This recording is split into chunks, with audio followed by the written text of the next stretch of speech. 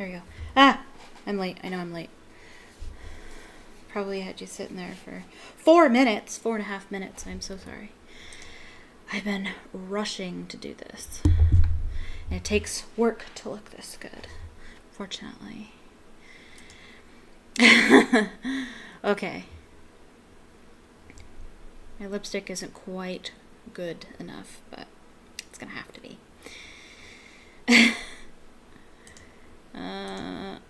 Okay. Okay. I'm gonna turn this on. And I'm still not ready. Okay.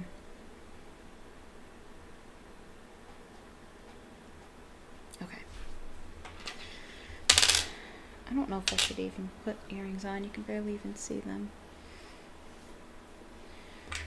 I'll put on my Dumbledore's Army necklace, though. I was gonna put on my Deathly Hallows earrings, but can't really even see my earrings, so don't think it's necessary. Ooh. Okay. Oh, I'm gonna take my shoes off.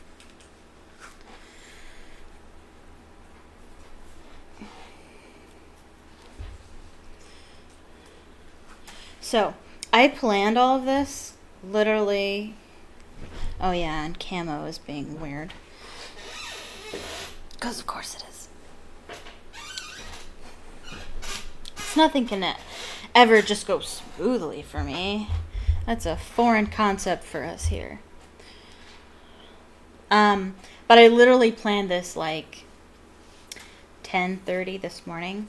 I was like, I haven't had time to do anything, to prepare for anything this weekend. And I didn't even know if Hogwarts Legacy was going to work. So I was like, you know what? Let's just start by figuring out how to fix Hogwarts Legacy.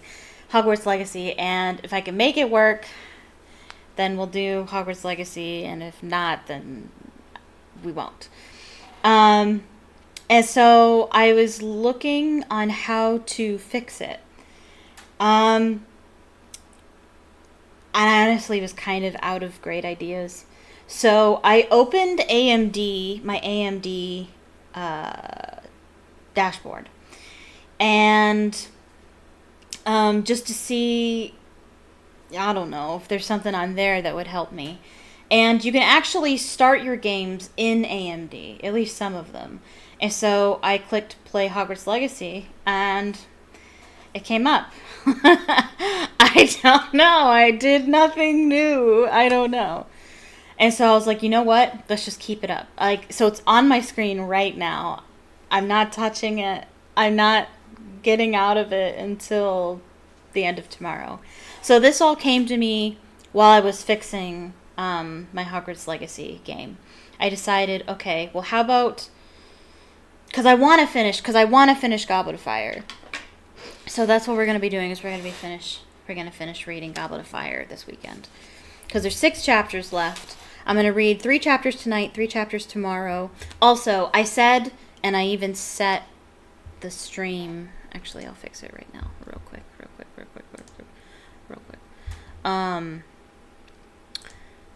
I set the stream time for 5:30 tomorrow, and I forgot I work till 5:15 tomorrow, so it's actually going to be 5:45 or 6 o'clock.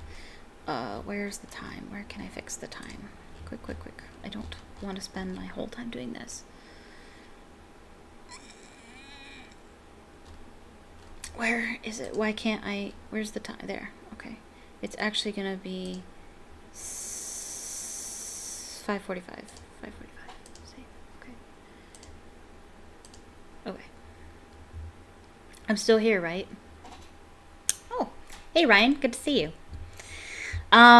Okay. I'm still good. I'm here. Good. What was I saying? So tomorrow I said I was gonna stream at 5:30. I'm actually gonna be streaming at 6 because I won't get home fast enough to start streaming at 5:30. So So yeah, so the plan is, this is my, if you're new and you haven't seen my previous streams, this is my last weekend that I'm going to be streaming for a long time, because I am moving to a place that has crappy internet, and the internet isn't good enough to stream. That doesn't mean I'm leaving YouTube. I'm still going to be recording videos and such. It's just going to be not live. That being said, this weekend is going to be my farewell stream. Tonight is the farewell stream, part 1, and it's double Harry Potter. So tonight, so instead of it being Harry Potter Saturday, it's more like Harry Potter weekend. So tonight, we're going to be reading chapters 32 through 34 of Harry Potter and the Goblet of Fire, and playing some Hogwarts Legacy.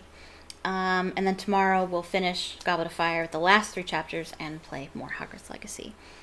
As a send-off of my live streams. But still continuing to do everything that I'm doing. I'm still going to post Harry Potter videos. I'm still going to post reading more Harry Potter and, playing Hogwarts Legacy. It just won't be live. That's the only difference.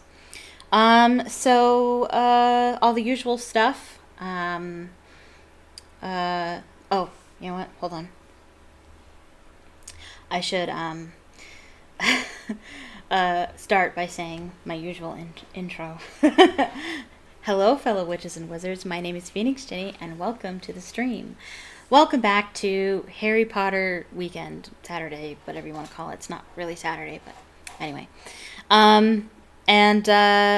So please do the usual things. Leave a like on the stream. Really, really helpful. Tells YouTube that you like the stream, and YouTube is more likely to share the stream with other people, and I'll get more viewers and such. Talk in the chat. I am live. Chat is over there. My camera is the other way. Unless you're on your phone, then the chat is down there. So feel free to chat. This isn't an audio book. This is a discussion. And if you're watching this and it's no longer live, feel free to chat in the comment section. I read all comments. Become a subscriber if you're not subscribed already, and turn on notifications so you can be notified the next time I upload. Like I said, I'll be going live tomorrow at 6 o'clock p.m. Eastern Standard Time right here on YouTube for my very last stream, so join me for that. Other things. Oh yeah. Follow me on Twitter, link in the description.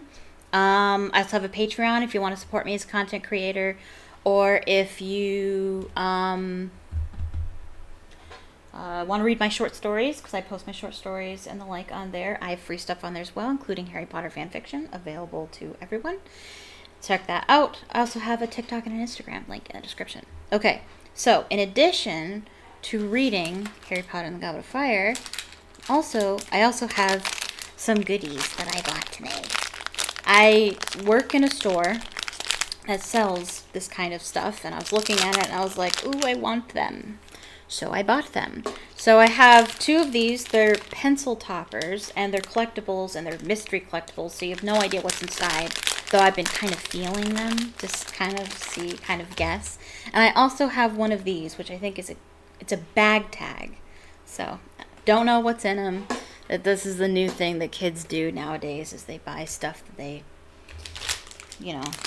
don't know what's inside, and they hope it's something different than what they already have. So I'm thinking I'm going to open these 2 tonight, and then I will open this tomorrow. So I'm going to do that right now. Let's see what it is. Puppy, puppy, puppy, puppy. And I'll close my eyes.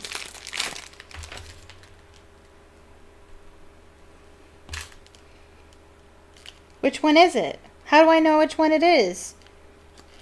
It's it's one of the twins. It's either Fred or George Weasley, and I don't know which one. How are you supposed to know? They're exactly the same. George Weasley and Fred Weasley, they look literally exactly the same. It's really cute though. It's really really like not super cheap looking, if that makes sense. Like, it is cheap, but it's cute. It's cute. I like it. It's really cute. Okay, so let's... if I get another one that looks just like it, I can get the twins. So that would not be a total loss. All right, let's see what this one is. I'm hoping that it's somebody with a broomstick. I was kind of feeling for it. It feels like they have a broomstick. So let's see what it... Oh, wait. Yeah, no. I decided I was going to open these two tonight. And then I was going to open that one tomorrow.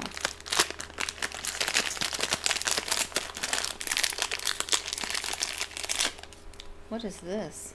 Ew, get out of me. That's not wrong. Yay! Yay! I got Harry on a broom. That's so exciting. That's what I wanted. Oh, he's so cute. He looks a little derpy, but that's okay. Oh, it's so adorable. Hooray! Thank you, Jeebus. Exactly what I wanted. That was fun. Okay, it comes with these weird things. I don't know. I think it's just telling you, like, these are what you could get. There's common ones and rare ones. So the Harry Potter Quidditch outfit is a common one, but Fred and or George Weasley is a rare one. So cool. Okay. Now, with all that nonsense out of the way, let's read Harry Potter. Now, remember, this is serious bizno here. Okay? This is serious stuff because we've just got out of the third task, although Harry doesn't know that he's no longer in the third task. He just went through the maze, and had some serious run-ins with Victor Crumb and, a giant spider, which I totally forgot happened. And a sphinx and magical mist and all kinds of craziness in the maze.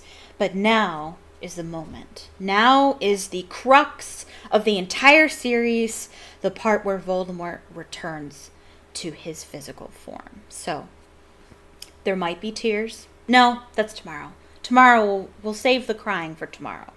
So I do cry, because I don't like seeing Harry in pain. I can't stand it. But for now, this is serious stuff, and I have a lot of reading to do. Forgive me if my voice kind of gives out.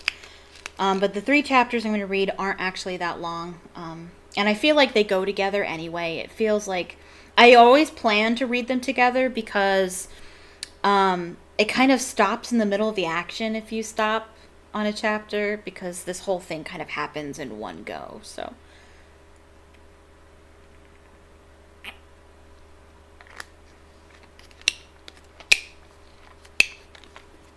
Also, I ran 4 miles today, so bear with me.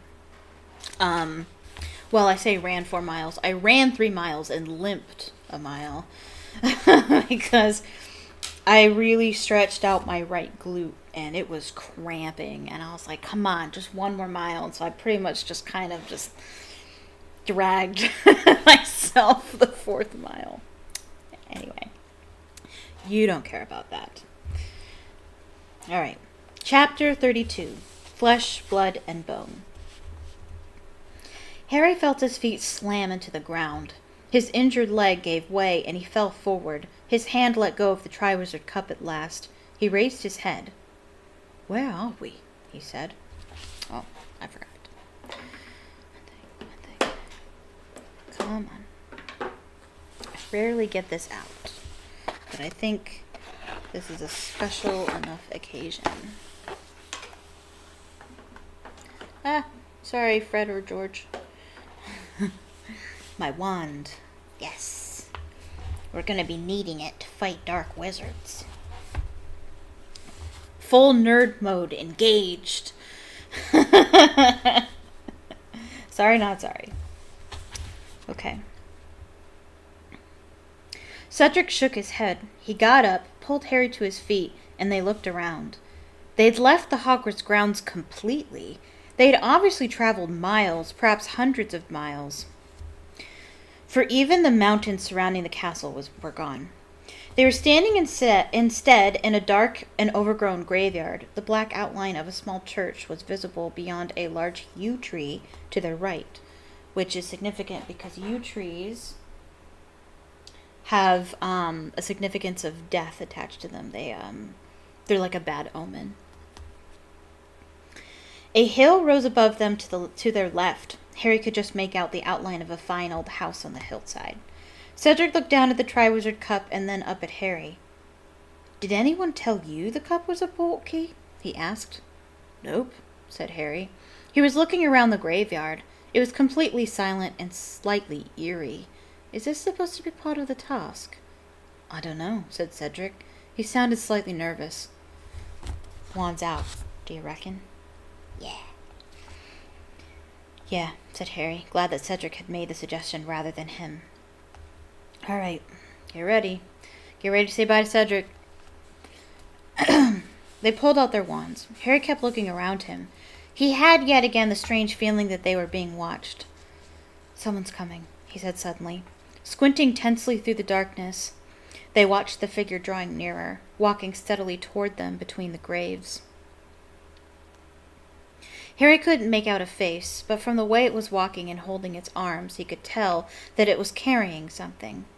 Whoever it was, he was short and wearing a hooded cloak, pulled up over his head to obscure his face. And, several paces nearer, the gap between them closing all the time, Harry saw that the thing in the person's arms looked like a baby. Or was it merely a bundle of robes? Alright, I'm going to check something real quick.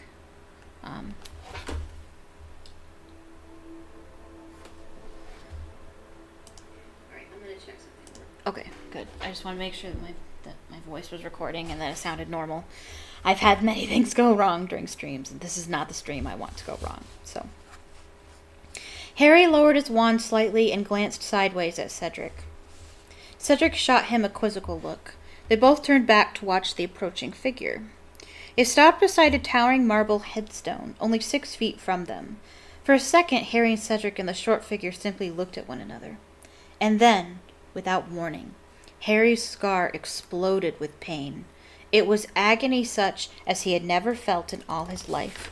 His wand slipped from his fingers as he put his hands over his face. His knees buckled. He was on the ground and he could see nothing at all. His head was about to split open.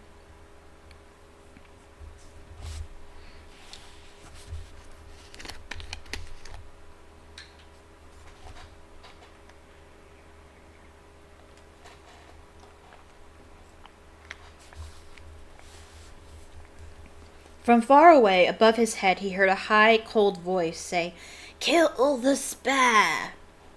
A swishing noise and a second voice, which screeched the words to the night, "Avada Kedavra!" A blast of green light blazed through Harry's eyelids, and he heard something heavy fall to the ground beside him. The pain in his scar reached such a pitch that he retched, and then it diminished. Terrified of what he was about to see, he opened his stinging eyes. Cedric was lying spread-eagled on the ground beside him. He was dead. For a second that contained an eternity, Harry stared into Cedric's face, at his open gray eyes, blank and expressionless as the windows of a deserted house, at his half-open mouth, which looked slightly surprised. And then, before Harry's mind had accepted what he was seeing, before he could feel anything but numb disbelief, he felt himself being pulled to his feet. The short man in the cloak had put down his bundle, lit his wand, and was dragging Harry toward the marble headstone. Harry saw the name upon it flickering in the wand light before he was forced around and slammed against it.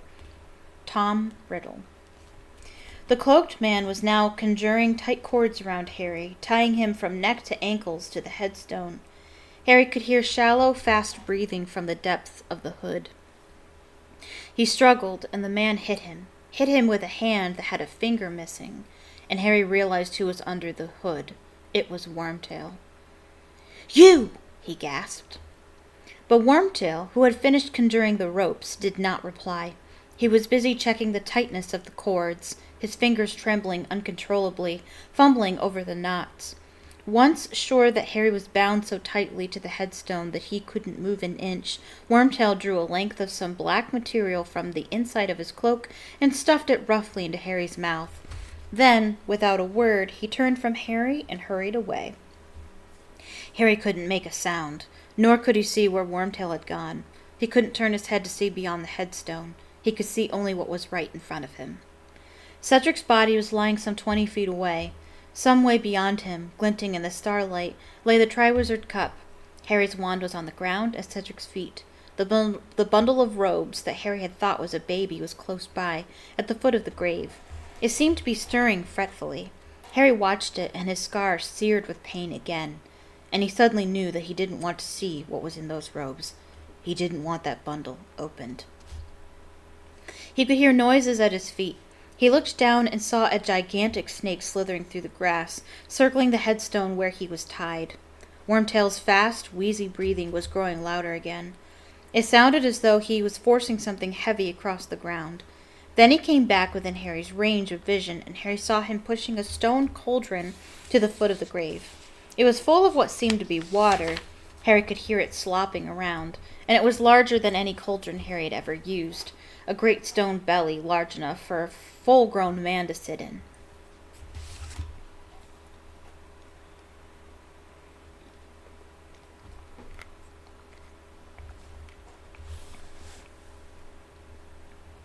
The thing inside the bundle of robes on the ground was stirring more persistently, as though it was trying to free itself. Now Wormtail was busying himself at the bottom of the cauldron with a wand. Suddenly there were crackling flames beneath it. The large snake slithered away into the darkness. The liquid in the cauldron seemed to heat very fast. The surface began not only to bubble, but to send out fiery sparks as though it were on fire. Steam was thickening, blurring the outline of Wormtail tending the fire. The movements beneath the robes became more agitated, and Harry heard the high, cold voice again. "Hurry!" The whole surface of the water was alight with sparks now. It might have been encrusted with diamonds. "It is ready, master."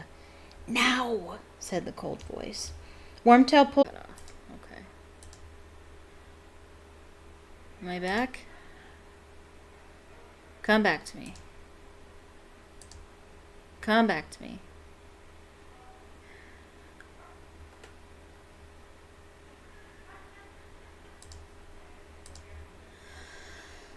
Okay. I'm angry. Oh my gosh, that's so annoying. Come on, talk. Talk.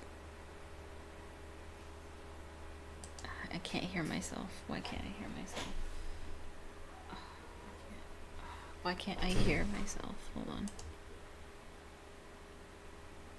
I'm on. What?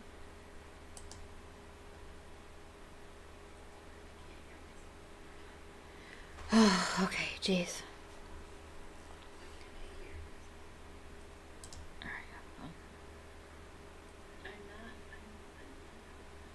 Okay.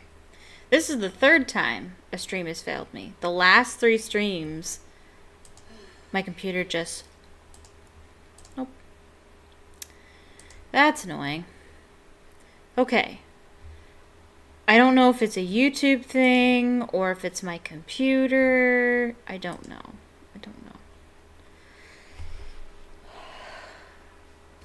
Okay. So, my game is no longer up, so who knows if it'll load. But, I'm gonna try. I'm gonna just wait, because it might just be that... No, I'm gonna try. I don't know why. This time it was the blue screen of death, though. I have not gotten that yet until today. So, that's discouraging. Ugh, that's so annoying.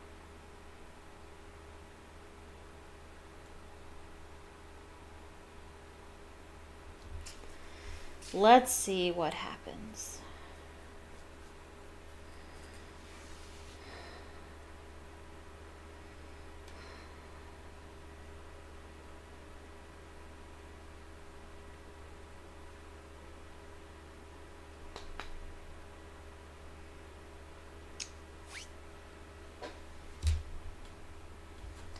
let me go ahead and keep reading. Although I am worried that the stream will struggle too much.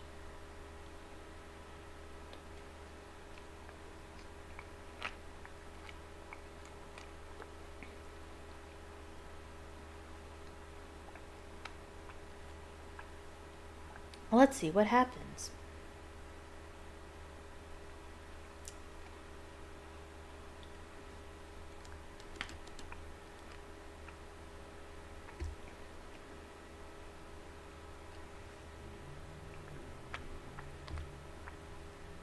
There's going to be some stuttering as it tries to load.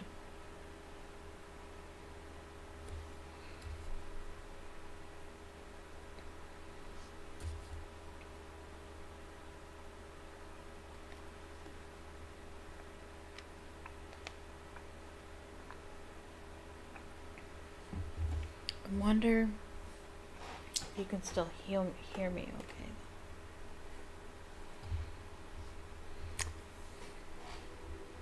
Here's the music. Oh, I can't access. Okay, never mind.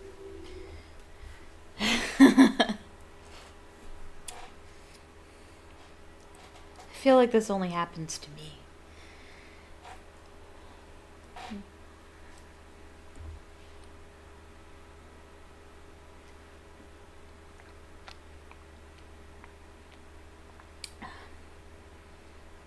We're going to attempt to prepare shaders? Maybe?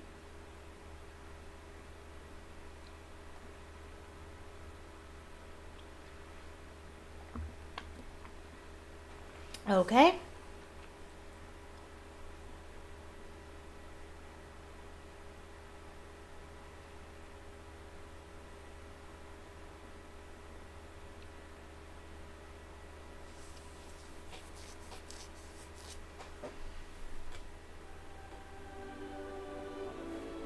Here's the music for you.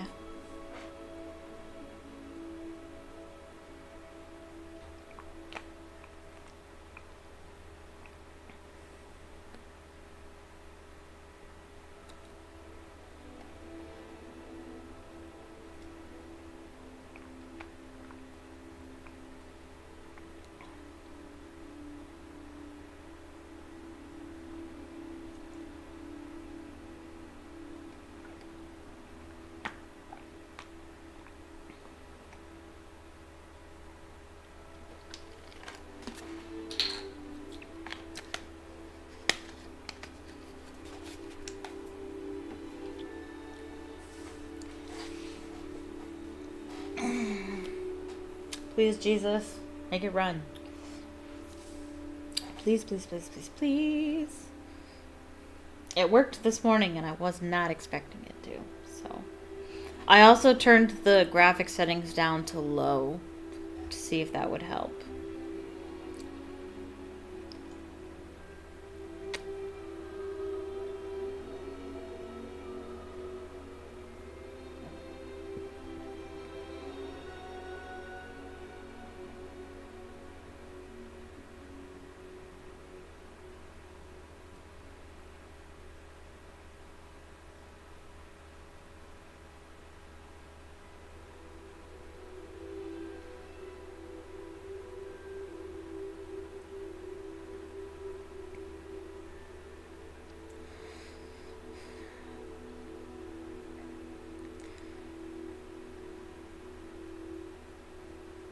I would continue to read, but I am concerned that the stream is stuttering a little bit, I think, so. I don't want you to miss it. I don't want you to miss what I'm reading.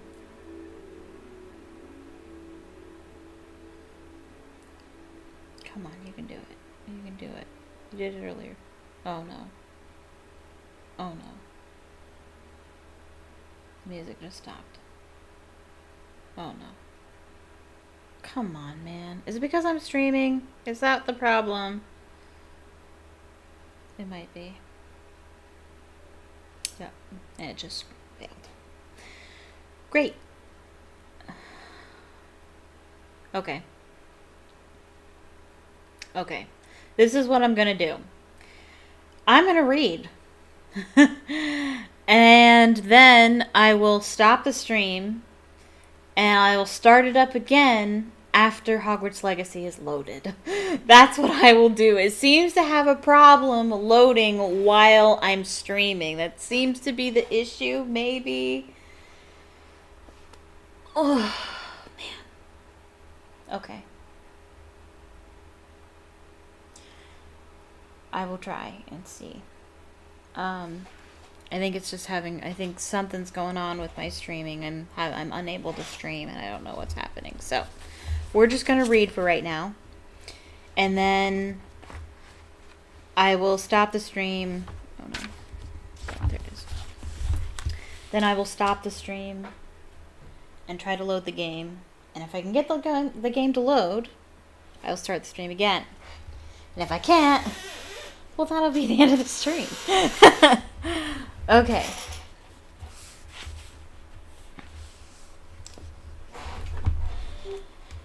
Oh, come on, Camo. Okay, there we go. Jeez. Why is everything I own garbage? No.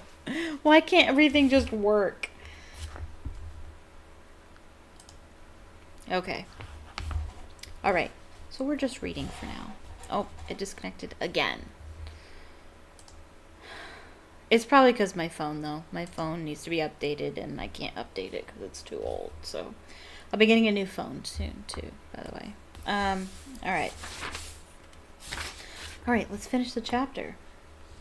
The thing inside the bundle of... Oh, wait, where was I? Okay, here I was. And now Wormtail was whimpering. He pulled the long, thin, shining silver dagger from inside his cloak. His voice broke into petrified sobs. Flesh of the servant, willingly given, you will revive your master. He stretched his right hand out in front of him, the hand with the missing finger. He gripped the dagger very tightly in his left hand and swung it upward. Harry realized what Wormtail was about to do in a second before it happened. He closed his eyes as tightly as he could, but he could not block the scream that pierced the night, that went through Harry as though he had been stabbed with a dagger too. He heard something fall to the ground, heard Wormtail's anguished panting, then a sickening splash as something was dropped into the cauldron.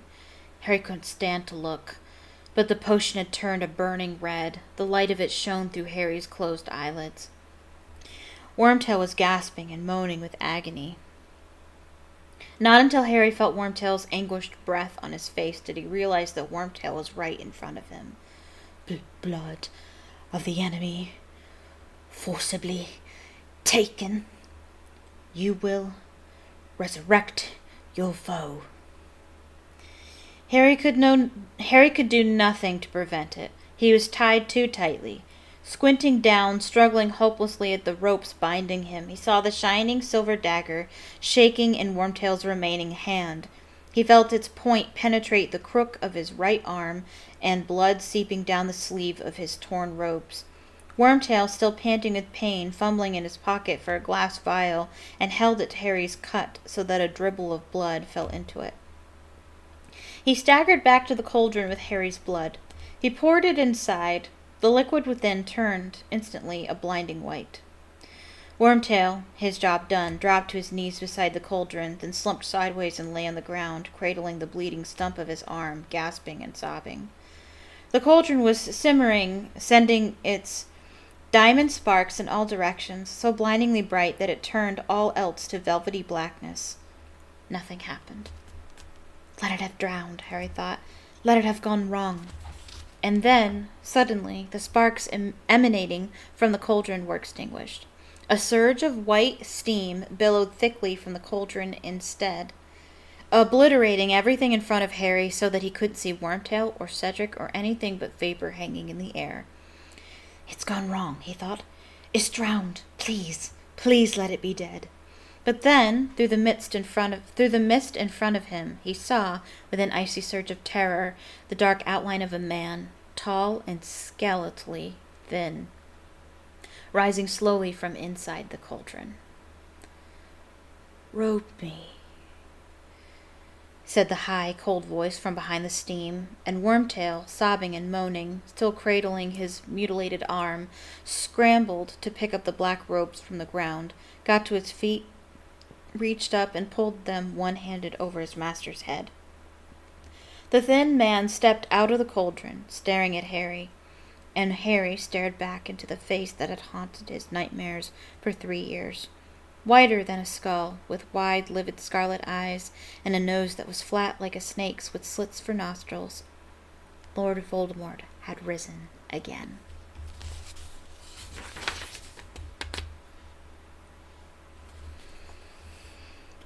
Chapter 33. The Death Eaters. Voldemort looked away from Harry and began examining his own body. His hands were like large, pale spiders. His long white fingers caressed his own chest, his arms, his face. The red eyes, whose pupils were slits like a cat's, gleamed still more brightly through the darkness. He held up his hands and flexed the fingers, his expression rapt and exultant.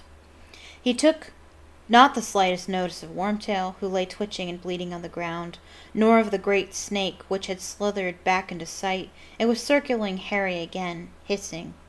Voldemort slipped one of those unnaturally long-fingered hands into a deep pocket and drew out a wand. He caressed it gently, too, and then he raised it and pointed it at Wormtail, who was lifted off the ground and thrown against the headstone where Harry was tied. He fell to the foot of it and lay there, crumpled up and crying.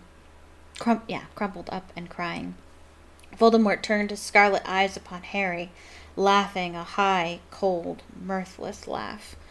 Wormtail's robes were shining with blood now. He had wrapped the stump of his arm in them. "My lord," he choked. "My lord, you promised. You did promise." "Hold out your arm," said Voldemort lazily. "Oh, master. Thank you, master." He extended the bleeding stump, but Voldemort laughed again. "The other arm, Wormtail." "Master, please. Please."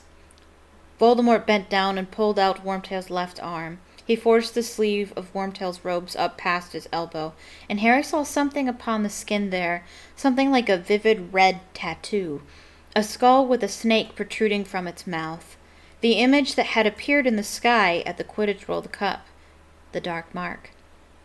Voldemort examined it carefully, ignoring Wormtail's uncontrollable weeping. "It is back," he said softly. "They will all have noticed it. And now we shall see. Now we shall know." He pressed his long white forefinger to the brand on Wormtail's arm. The scar on Harry's forehead seared with a sharp pain again, and Wormtail let out a fresh howl. Voldemort removed his fingers from Wormtail's mark, and Harry saw that it had turned jet black. A look of cruel satisfaction on his face, Voldemort straightened up, threw back his head, and stared around at the dark graveyard. "How many will be brave enough to return when they feel it?" he whispered, his gleaming red eyes fixed upon the stars. "And how many will be foolish enough to stay away?" He began to pace up and down before Harry and Wormtail, eyes sweeping the graveyard all the while. After a minute or so, he looked down at Harry again, a cruel smile twisting his snake-like face.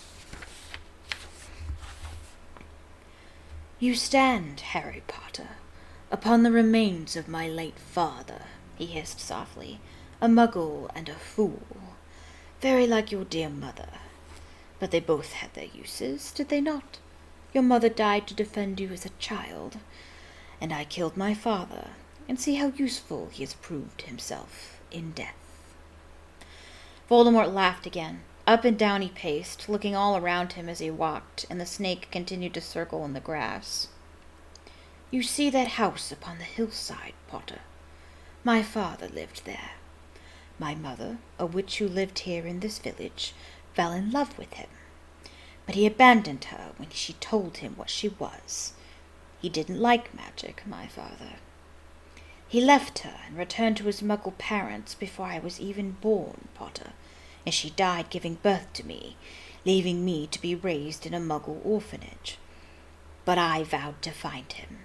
I revenged myself upon him, that fool who gave me his name, Tom Riddle. Still he paced, his red eyes darting from grave to grave. Listen to me, reliving family history, he said quietly. Why, I am growing quite sentimental. But look, Harry, my true family returns. The air was suddenly full of the swishing of cloaks. Between graves, behind the yew tree, in every shadowy space, wizards were apparating. All of them were hooded and masked, and one by one they moved forward, slowly, cautiously, as though they could hardly believe their eyes. Voldemort stood in silence, waiting for them. Then one of the Death Eaters fell to his knees, crawled toward Voldemort, and kissed the hem of his black robes. Master, Master, he murmured. The Death Eaters behind him did the same, each of them approaching Voldemort on his knees and kissing his robes, before backing away and standing up, forming a silent circle, which enclosed Tom Riddle's grave, Harry, Voldemort, and the sobbing, twitching heap that was Wormtail. Yet they left gaps in the circle, as though waiting for more people. Voldemort, however, did not seem to expect more. He looked around at the hooded faces, and though there was no wind, a rustling seemed to run around the circle as though it had shivered. Welcome, Death Eaters, said Voldemort quietly. 13 years. 13 years since last we met. Yet you answer my call as though it were yesterday. We are still united under the dark mark, then. Or are we? He put back his terrible face and sniffed, his slit-like nostrils widening. I smell guilt, he said. There is a stench of guilt upon the air. A second shiver ran around the circle, as though each member of it longed, but did not dare, to step back from him. I see you all, whole and healthy, with your powers intact. Such prompt appearances. And I ask myself, why did this band of wizards never come to the aid of their master, to whom they swore eternal loyalty? No one spoke. No one moved except Wormtail, who was upon the ground, still sobbing over his bleeding arm. And I answer myself, whispered Wormtail. They must have believed me broken. They thought I was gone. They slipped back among my enemies, and they pleaded innocence and ignorance and bewitchment. And then I ask myself, but how could they have believed I would not rise again? They, who knew the steps I took long ago to guard myself against mortal death. His Horcruxes. They, who had seen proofs of the immensity of my power in the times when I was mightier than any wizard living. And I answer myself, perhaps they believed a still greater power could exist, one that could vanquish even Lord Voldemort. Perhaps they now pay allegiance to another. Perhaps that champion of commoners, of mudbloods and muggles, Albus Dumbledore. At the mention of Dumbledore's name, the members of the circle stirred, and some muttered and shook their heads. Voldemort ignored them. It is a disappointment to me. I confess myself disappointed. Master. Oh, hold on. One of the men suddenly flung himself forward, breaking the circle. Trembling from head to foot, he collapsed at Voldemort's feet. Master, he shrieked. Master, forgive me. Forgive us all. Voldemort began to laugh. He raised his wand. Crucio! The Death Eater on the ground writhed and shrieked. Harry was sure the sound was carried to the houses around. Let the police come, he thought desperately. Anyone. Anything. Honey, only more people would die. That would not help at all in the situation. Voldemort raised his wand. The tortured Death Eater lay flat upon the ground, gasping. Get up, Avery, said Voldemort softly. Stand up. You ask for forgiveness. I do not forgive. I do not forget. 13 long years. I want 13 years repayment before I forgive you. Wormtail here has paid some of his debt already, have you not, Wormtail? He looked down at Wormtail, who continued to sob. You returned to me, not out of loyalty, but out of fear of your old friends. You deserve this pain, Wormtail. You know that, don't you? Yes, master, moaned Wormtail.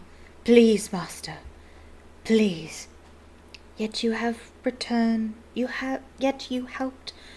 me to my body, said Voldemort coolly, watching Wormtail sob on the ground. Worthless and traitorous as you are, you helped me, and Lord Voldemort rewards his helpers. Voldemort raised his wand again and whirled it through the air. A streak of what seemed like molten silver hung shining in the wand's wake. Momentarily shapeless, it writhed and then formed itself into a gleaming replica of a human hand, bright as moonlight, which soared downward and fixed itself upon Wormtail's bleeding wrist. Wormtail's sobbing stopped abruptly. His breathing harsh and ragged, he raised his head and stared in disbelief at the silver hand, now attached seamlessly to his arm, as though he were wearing a dazzling glove. He flexed the shining fingers, then, trembling, picked up a small twig on the ground and crushed it into powder. My lord, he whispered, Master, it is beautiful. Thank you. Thank you. He scrambled forward on his knees and kissed the hem of Voldemort's robes. May your loyalty never waver again, Wormtail, said Voldemort. No, my lord. Never, my lord. Wormtail stood up and took his place in the circle, staring at his powerful new hand, his face still shining with tears. Voldemort now approached the man on Wormtail's right. Lucius, my slippery friend, he whispered, halting before him, I am told that you have not renounced the old ways, though to the world you present a respectable face. You are still ready to take the lead in a spot of Muggle torture, I believe. Yet you never tried to find me, Lucius. Your exploits at the Quidditch World Cup were fun, I dare say, but might not your energies have been better directed toward finding and aiding your master? My lord, I was constantly on the alert, came Lucius Malfoy's voice swiftly from beneath the hood. Had there been any sign from you, any whisper of your whereabouts, I would have been at your side immediately. Nothing could have prevented me. And yet you ran from my mark when a faithful Death Eater sent it into the sky last summer, said Voldemort lazily, and Mr. Malfoy stopped talking abruptly. Yes, I know all about that, Lucius. You have disappointed me. I expect more faithful service in the future. Won't be the last time. Of course, my lord, of course. You are merciful. Thank you. Voldemort moved on and stopped, staring at the space large enough for two people that separated Malfoy and the next man. The Lestranges should stand here, said Voldemort quietly, but they are entombed in Azkaban. They were faithful. They went to Azkaban rather than renounce me. When Azkaban is broken open, the Lestranges will be honored beyond their dreams. The Dementors will join us. They are our natural allies. We will recall the banished giants. I shall have all my devoted servants return to me, and an army of creatures whom all fear. He walked on. Some of the Death Eaters had passed in silence, but he paused before others and spoke to them. McNair, destroying dangerous beasts for the Ministry of Magic now, Wormtail tells me. You shall have better victims than that soon, McNair. Lord Voldemort will provide. Thank you, Master. Thank you, murmured McNair. And here, Voldemort moved on to the two largest hooded figures. I forgot Crabbe and Goyle's parents were also Death Eaters. I probably should have taken that into account when I wrote my fanfiction. Oops. We have Crabbe. You will do better this time, will you not, Crabbe? And you, Goyle? They bowed clumsily, muttering dully. Yes, Master. We will, Master. The same goes for you, Nott, said Voldemort quietly as he walked past a stooped figure in Mr. Goyle's shadow. My lord, I prostrate myself before you. I am your most faithful. That will do, said Voldemort. He had reached the largest gap of all, and he stood surveying it with his blank red eyes, as though he could see people standing there. And here we have 6 missing Death Eaters. 3 dead in my service. 1 too cowardly to return. He will pay. 1 who I believe has left me forever. He will be killed, of course. And 1 who remains my most faithful servant and who has already re-entered my service. Okay, so there's been a lot of debate as to who he's talking about. You can easily look it up. I actually used to have the Ultimate Harry Potter Guide, which mapped this all out. They actually had like a chart with a circle with all the Death Eaters and their names and the blank spaces, and who would possibly fill those blank spaces. 6 missing Death Eaters, 3 dead in my service. We have Rosier.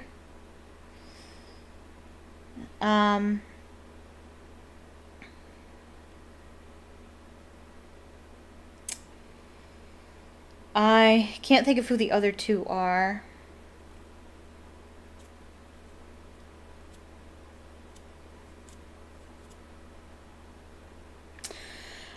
I believe 1 too cowardly to return, he will pay. That one is Karkaroff. 1 who I believe has left me forever, he will be killed, of course. I think that's Snape. But Snape will return and prove his loyalty. Yeah. And then the 1 who remains my most faithful servant, who has already re-entered my service. He is... We will meet him next chapter, actually. So I won't quite... Not next chapter. Tomorrow. We'll meet him tomorrow. So I won't talk about that one. The Death Eaters stirred, and Harry saw their eyes dart sideways at one another through their masks. He is at Hogwarts, that faithful servant, and it was through his efforts that our young friend arrived here tonight. Yes, said Voldemort, a grin curling his lipless mouth as the eyes of the circle flashed in Harry's direction. Harry Potter has kindly joined us for my rebirthing party. One might go so far as to call him my guest of honor. There was a silence. Then the Death Eater to the right of Wormtail stepped forward, and Lucius Malfoy's voice spoke from under the mask. Master, we crave to know. We beg you to tell us how you have achieved this miracle. How you managed to return to us. Ah, what a story it is, Lucius, said Voldemort. And it begins and ends with my young friend here. He walked lazily over to stand next to Harry so that the eyes of the whole circle were upon the 2 of them. The snake continued to circle. You know, of course, that they have called this boy my downfall, Voldemort said softly, his red eyes upon Harry, whose scar began to burn so fiercely that he almost screamed in agony. You all know that on the night I lost my powers and my body, I tried to kill him. His mother died in the attempt to save him, and unwittingly provided him with a protection I admit I had not foreseen. I could not touch the boy. Voldemort raised one of his long white fingers and put it very close to Harry's cheek. His mother left upon him the traces of a sacrifice. This is old magic. I should have remembered it. I was foolish to overlook it. But no matter. I can touch him now. Harry felt the cold tip of the long white finger touch him, and thought his head would burst with the pain. Voldemort laughed softly in his ear, then took the finger away and continued addressing the Death Eaters. I miscalculated, my friends. I admit it. My curse was deflected by the woman's foolish sacrifice, and rebounded upon myself. Ah, pain beyond pain, my friends. Nothing could have prepared me for it. I was ripped from my body. I was less than spirit, less than the meanest ghost. But still, I was alive. What I was, even I do not know. I, who have gone further than anybody along the path that leads to immortality. You know my goal, to conquer death. And now, I was tested, and it appeared that one or more of my experiments had worked. for I had not been killed, though the curse should have done it.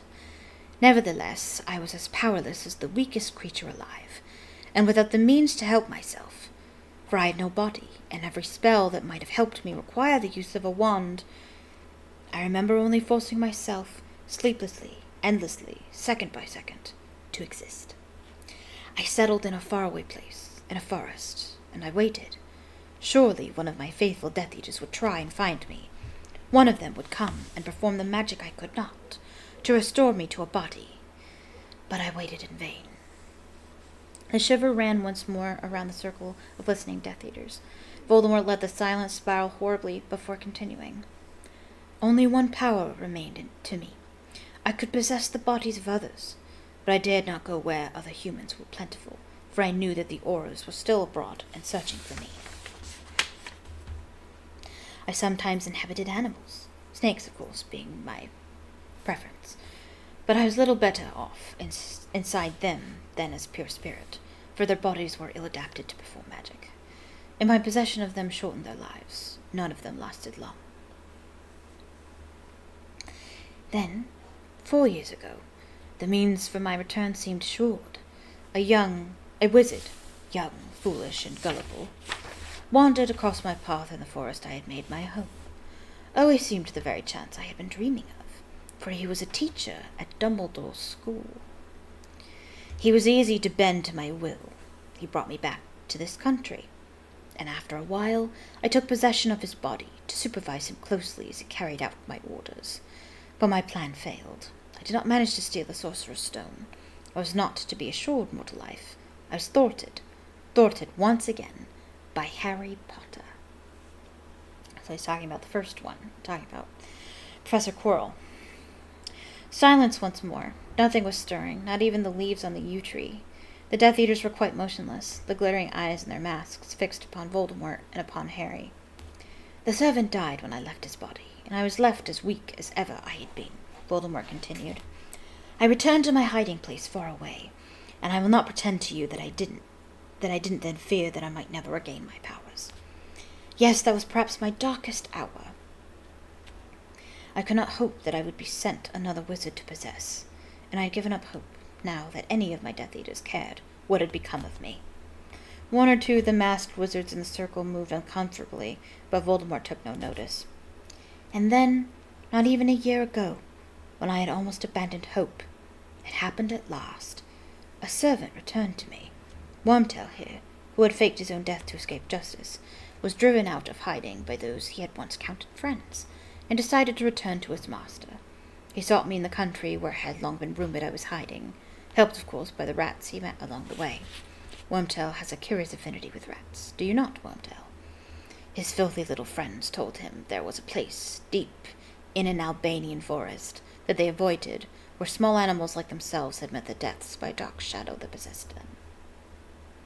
But his journey back to me was not smooth, was it, Wormtail? For hungry one night, on the edge of the very forest where he had hoped to find me, he foolishly stopped at an inn for some food. And who should he meet there but one Bertha Jorkins, a witch from the Ministry of Magic? Now see the way that fate favours Lord Voldemort. This might have been the end of Wormtail, and of my last hope for regeneration. But Wormtail, displaying a presence of mind I could never have expected from him, convinced Bertha Jorkins to accompany him on a nighttime stroll. He overpowered her. He brought her to me. And Bertha Jorkins, who might have ruined all, proved instead to be a gift beyond my wildest dreams. For, with a little persuasion, she became a veritable mine of information. She told me that the Triwizard Tournament will be played at Hogwarts this year. She told me that she knew of a faithful Death Eater who would be only too willing to help me if I could only contact him. She told me many things, but the means I used to break the memory charm upon her were powerful, and when I had extracted all useful information from her, her mind and body were both damaged beyond repair. She had now served her purpose. I could not possess her.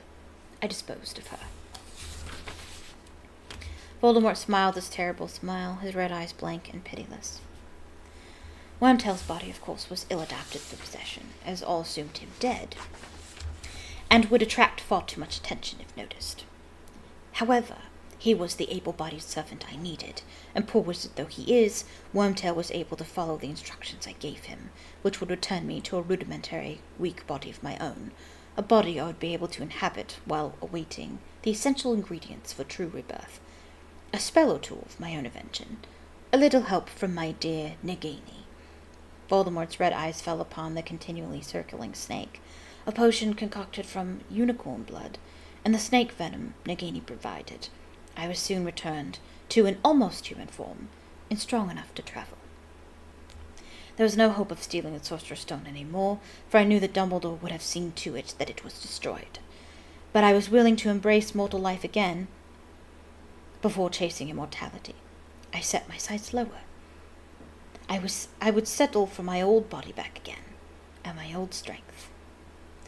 I knew that to achieve this, it is an old piece of dark magic, the potion that revived me tonight, I would need 3 powerful ingredients. Well, one of them was already at hand, was it not, Wormtail? Flesh given by a servant. My father's bone naturally meant that we would have to come here, where he was buried. But the blood of a foe. Wormtail would have had me use any wizard, would you not, Wormtail? Any wizard who have hated me, as so many of them still do, but I knew the one I must use. If I was to rise again, more powerful than I had been when I had fallen, I wanted Harry Potter's blood. I wanted the blood of the one who had stripped me of power 13 years ago, for the lingering protection his mother once gave him would then reside in my veins, too. What Voldemort doesn't know, and what Dumbledore's going to figure out, is that Voldemort literally just sealed his fate. Now, literally, neither can live while the other survives, because now they have the same blood. Now Voldemort has literally attached himself to his own, spoiler alert, Horcrux. Meaning, when he kills his own enemy, he destroys his own soul, is essentially what is going to happen. But how to get at Harry Potter? For he has been better protected than I think even he knows, protected in ways devised by Dumbledore long ago, when it fell to him to arrange the boy's future. Dumbledore invoked an ancient magic to ensure the boy's protection as long as he is in his relation's care. Not even I can touch him there. Then, of course, there was the Quidditch World Cup. I thought his protection might be weaker there, away from his relations and Dumbledore, but I was not yet strong enough to attempt kidnap in the midst of a horde of Ministry wizards. And then the boy would return to Hogwarts, where he is under the crooked nose of that muggle-loving fool from morning until night. So how could I take him? Why, by using Bertha Jorkins' information, of course. Used my one faithful Death Eater stationed at Hogwarts to ensure that the boy's name was entered into the Goblet of Fire. Used my Death Eater to ensure that the boy won the tournament, that he touched the Triwizard Cup first, the cup which my Death Eater had turned into a portkey, which would bring him here, beyond the reach of Dumbledore's help and protection, and into my waiting arms. And here he is, the boy you all believed had been my downfall. Voldemort moved slowly forward and turned to face Harry. He raised his wand. Crucio! It was pain beyond anything Harry had ever experienced. His very bones were on fire. His head was surely splitting along his scar. His eyes were rolling madly in his head. He wanted it to end, to black out, to die. And then it was gone. He was hanging limply in the ropes binding him to the headstone of Voldemort's father, looking up into those bright red eyes through a kind of mist. The night was ringing with the sound of the Death Eater's laughter. You see, I think, how foolish it was to suppose that this boy could ever have been stronger than me, said Voldemort, but I want there to be no mistake in anybody's mind. Harry Potter escaped me by a lucky chance, and I am now going to prove my power by killing him, here and now, in front of you all, when there is no Dumbledore to help him, and no mother to die for him. I will give him his chance. He will be allowed to fight, and you will be left in no doubt which of us is the stronger.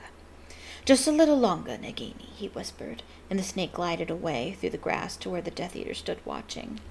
Now untie him, Wormtail, and give him back his wand.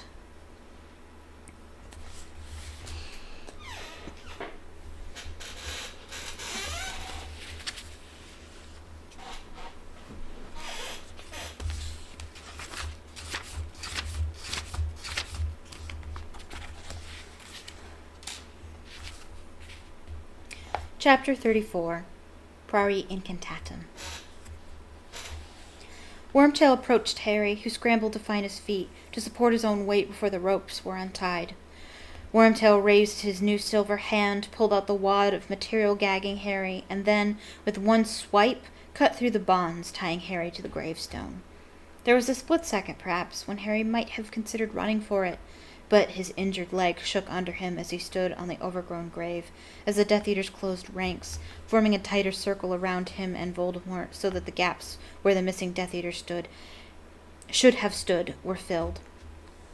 Wormtail walked out of the circle to the place where Cedric's body lay and returned with Harry's wand, which he thrust roughly into Harry's hand without looking at him. Then Wormtail resumed his place in the circle of watching Death Eaters. "You have been taught how to duel, Harry Potter," said Voldemort softly, his red eyes glinting through the darkness. At these words, Harry remembered, as though from a former life, the dueling club at Hogwarts he had attended briefly 2 years ago. All he had learned there was the disarming spell, Expelliarmus. And what use would it be to deprive Voldemort of his wand, even if he could, when he was surrounded by Death Eaters, outnumbered by at least 30-1? He had never learned anything that could possibly fit him for this. He knew he was facing the thing against which Moody had always warned, the unblockable Avada Kedavra curse. And Voldemort was right. His mother was not here to die for him this time. He was quite unprotected. "We bow to each other, Harry," said Voldemort, bending a little, but keeping his snake-like face upturned to Harry. "Come on, the niceties must be observed. Dumbledore would like you to show manners. Bow to death, Harry." The Death Eaters were laughing again. Voldemort's lipless mouth was smiling. Harry did not bow. He was not going to let Voldemort play with him before killing him. He was not going to give him that satisfaction. "I said, bow," Voldemort said, raising his wand, and Harry felt his spine curve as though a huge invisible hand were bending him ruthlessly forward, and the Death Eaters laughed harder than ever. "Very good," said Voldemort softly, and as he raised his wand, the pressure bearing down upon Harry lifted too. "And now you face me, like a man, straight-backed and proud, the way your father died. And now, we duel." Voldemort raised his wand, and before Harry could do anything to defend himself, before he could even move, he had been hit again by the Cruciatus Curse. The pain was so intense, so all-consuming, that he no longer knew where he was. White-hot knives were piercing every inch of his skin. His head was surely going to burst with pain. He was screaming more loudly than he'd ever screamed in his life. And then it stopped. Harry rolled over and scrambled to his feet. He was shaking as uncontrollably as Wormtail had done when his hand had been cut off. He staggered sideways into the wall of the watching Death Eaters, and they pushed him away, back toward Voldemort. "A little break," said Voldemort, the slit-like nostrils dilating with excitement. "A little pause. That hurt, didn't it, Harry? You don't want me to do that again, do you?" Harry didn't answer. He was going to die like Cedric. Those pitiless red eyes were telling him so. He was going to die, and there was nothing he could do about it. But he wasn't going to play along. He wasn't going to obey Voldemort. He wasn't going to beg. "I asked you whether you want me to do that again," said Voldemort softly. "Answer me! Imperio!" Harry felt, for the third time in his life, the sensation that his mind had been wiped of all thought. Ah, it was bliss. Not to think. It was as though he were floating, dreaming. Just answer no. Say no. Just answer no. "I will not," said a stronger voice in the back of his head. "I won't answer. Just answer no. I won't do it. I won't say it. Just answer no. I won't!" And these words burst from Harry's mouth, then echoed through the graveyard, and the dream state was lifted as suddenly as though cold water had been thrown over him. Back rushed the aches that the Cruciatus Curse had left over his body. Back rushed the realization of where he was and what he was facing. "You won't," said Voldemort quietly, and the Death Eaters were not laughing now. "You won't say no. Harry, obedience is a virtue I need to teach you before you die. Perhaps another little dose of pain." Voldemort raised his wand, but this time Harry was ready. With the reflexes born of his Quidditch training, he flung himself sideways onto the ground. He rolled behind the marble headstone of Voldemort's father, and he heard it crack as the curse missed him. "We're not playing hide-and-seek, Harry," said Voldemort's soft, cold voice, drawing nearer as the Death Eaters laughed. "You cannot hide from me. Does this mean you are tired of our duel? Does this mean that you would prefer me to finish it now, Harry? Come out, Harry. Come out and play, then. It will be quick. It might even be painless. I would not know. I have never died." Harry crouched behind the headstone and knew the end had come. There was no hope. No help to be had. And as he heard Voldemort draw nearer still, he knew one thing only, and it was beyond fear or reason. He was not going to die crouching here like a child playing hide and seek. He was not going to die kneeling at Voldemort's feet. He was going to die upright like his father, and he was going to die trying to defend himself even if no defense was possible. Before Voldemort could stick his snake-like face around the headstone, Harry stood up. He gripped his wand tightly in his hand, thrust it out in front of him, and threw himself around the headstone, facing Voldemort. Voldemort was ready. As Harry shouted, "Expelliarmus!" Voldemort cried, "Avada Kedavra!" A jet of green light issued from Voldemort's wand just as a jet of red light blasted from Harry's. They met in mid-air, and suddenly Harry's wand was vibrating as though an electric charge were surging through it. His hand seized up around it.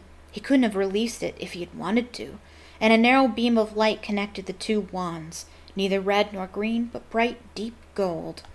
Harry, following the beam with his astonished gaze, saw that Voldemort's long white fingers too were gripping a wand that was shaking and vibrating. And then, nothing could have prepared Harry for this. He felt his feet lift from the ground. He and Voldemort were both being raised into the air, their wands still connected by that thread of shimmering gold light. They glided away from the tombstone of Voldemort's father, and then came to rest on a patch of ground that was clear and free of graves. The Death Eaters were shouting. They were asking Voldemort for instructions. They were closing in, reforming the circle around Harry and Voldemort, the snakes slithering at their heels, some of them drawing their wands. The golden thread connecting Harry and Voldemort splintered, though the wands remained connected. 1,000 more beams arced high over Harry and Voldemort, crisscrossing all around them until they were enclosed in a golden, dome-shaped web, a cage of light beyond which the Death Eaters circled like jackals, their cries strangely muffled now. "Do nothing!"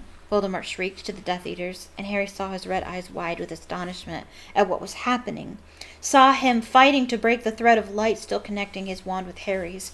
Harry held onto his wand more tightly with both hands. The golden thread remained unbroken. "Do nothing unless I command you!" Voldemort shouted to the Death Eaters. And then an unearthly and beautiful sound filled the air.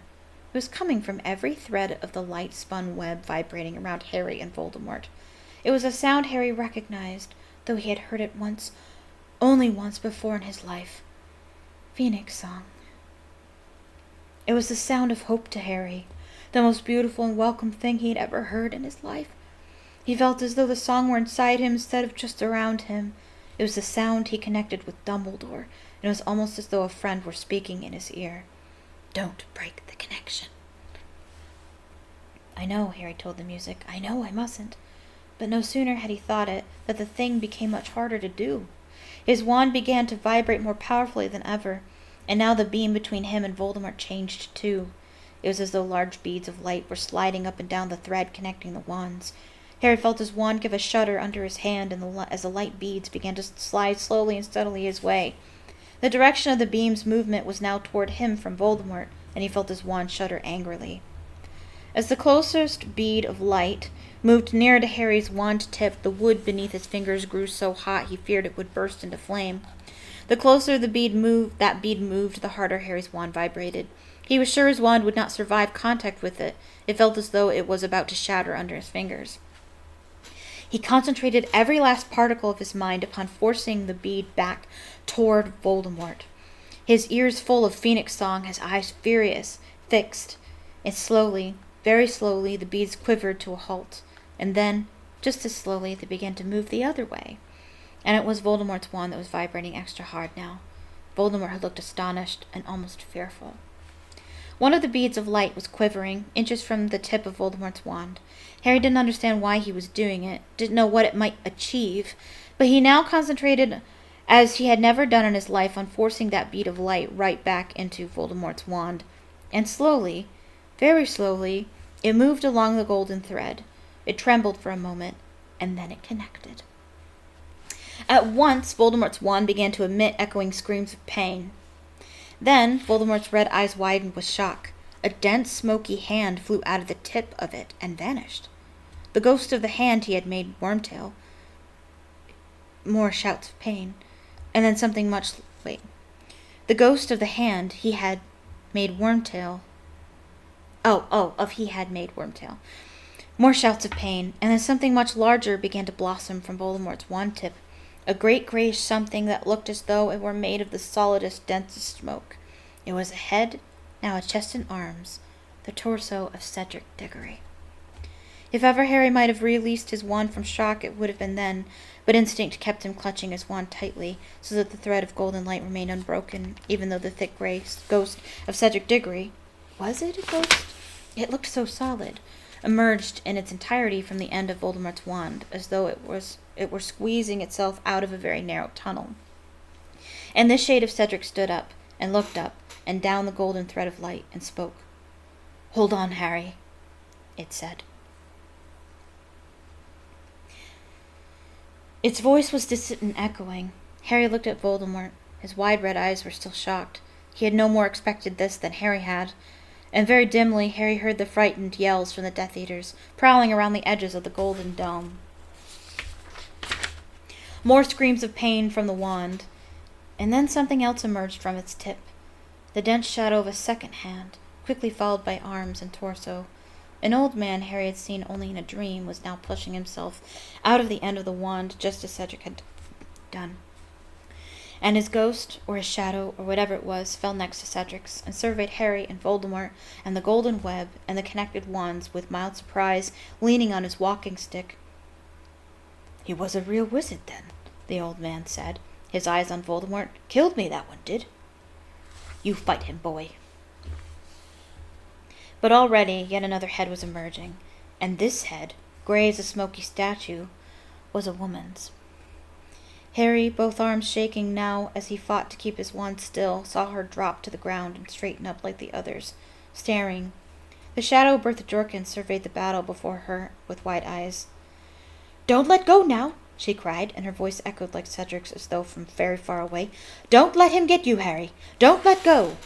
She and the other two shadowy figures began to pace around the inner walls of the golden web, while the Death Eaters flitted around the outside of it, and Voldemort's dead victims whispered as they circled the duelers, whispered words of encouragement to Harry, and hissed words Harry couldn't hear to Voldemort. And now another head was emerging from the tip of Voldemort's wand. And Harry knew when he saw it who it would be. He knew as though he had expected it from the moment when Cedric had appeared from the wand. Knew because the woman was the one he thought of more than any other tonight. The smoky shadow of a young woman with long hair fell to the ground as Bertha had done, straightened up and looked at him. And Harry, his arms shaking madly now, looked back into the ghostly face of his mother. "Your father's coming," she said quietly. "Hold on for your father. It will be all right. Hold on." And he came. First his head, then his body, tall and untidy-haired like Harry. The smoky, shadowy form of James Potter blossomed from the end of Voldemort's wand, fell to the ground, and straightened like his wife. He walked close to Harry, looking down at him, and he spoke in the same distant, echoing voice as the others, but quietly, so that Voldemort, his face now livid with fear as his victims prowled around him, could not hear. "When the connection is broken, we will linger for only moments, but we will give you time. You must get to the portkey. It will return you to Hogwarts. Do you understand, Harry?" "Yes," Harry gasped, fighting now to keep a hold on his wand, which was slipping and sliding beneath his fingers. "Harry," whispered the figure of Cedric, "take my body back, will you? Take my body back to my parents." "I will," said Harry, his face screwed up with the effort of holding the wand. "Do it now," whispered his father's voice. "Be ready to run. Do it now." "Now!" Harry yelled. He didn't think he could have held on for another moment anyway. He pulled his wand upward with a mighty wrench, and the golden thread broke. The cage of light vanished, the phoenix song died, but the shadowy figures of Voldemort's victims did not disappear. They were closing in upon Voldemort, shielding Harry from his gaze, and Harry ran as he had never run in his life, knocking 2 stunned Death Eaters aside as he passed. He zigzagged behind headstones, feeling their curses following him, hearing them hit the headstones. He was dodging curses and graves, pelting towards Cedric's body, no longer aware of the pain in his leg, his whole being concentrated on what he had to do. "Stun him!" he heard Voldemort scream. 10 feet from Cedric, Harry dived behind a marble angel to avoid the jets of red light, and saw the tip of its wing shatter as the spells hit it. Gripping his wand more tightly, he dashed out from behind the angel. "Impedimenta!" he bellowed, pointing his wand wildly over his shoulder at the Death Eaters running at him. From a muffled yell, he thought he had stopped at least one of them, but there was no time to stop and look. He jumped over the cup, and dived as he heard more wand blasts behind him. More jets of light flew over his head as he fell, stretching out his hand to grab Cedric's arm. "Stand aside! I will kill him! He is mine!" shrieked Voldemort. Harry's hand had closed on Cedric's wrist. One tombstone stood between him and Voldemort, but Cedric was too heavy to carry, and the cup was out of reach. Voldemort's red eyes flamed in the darkness. Harry saw his mouth curl into a smile, saw him raise his wand. "Accio!" Harry yelled, pointing his wand at the Triwizard Cup. It flew into the air and soared toward him. Harry caught it by the handle. He heard Voldemort scream of fury at the same moment that he felt the jerk behind his navel that meant the portkey had worked. It was speeding him away in a whirl of wind and color, and Cedric along with him. They were going back.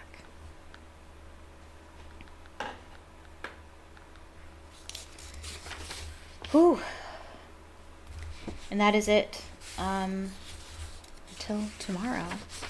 I will say that the movie does it really well. It captures Priori Incantatem really well. What I really hate about the movies, though, is that now all of a sudden, every Wizard's wand does that. You notice in Deathly Hallows, I think does it also happen? It also happens in the movie Order of the Phoenix, between the battle between Dumbledore and Voldemort. Their wands connect like that, and it's like that's supposed to be a Harry and Voldemort thing. That's not like something all wizards can do. It's only when wands with similar cores connect that happens. It's supposed to be special between Harry and Voldemort, and the movies just took all the specialty out of it. It's really annoying. But oh well.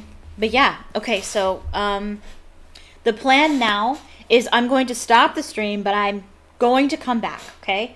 I'm going to stop the stream. I'm going to try and get the game to work. And if I can get the game to work, I'll come back. If I can't, I'll let you know.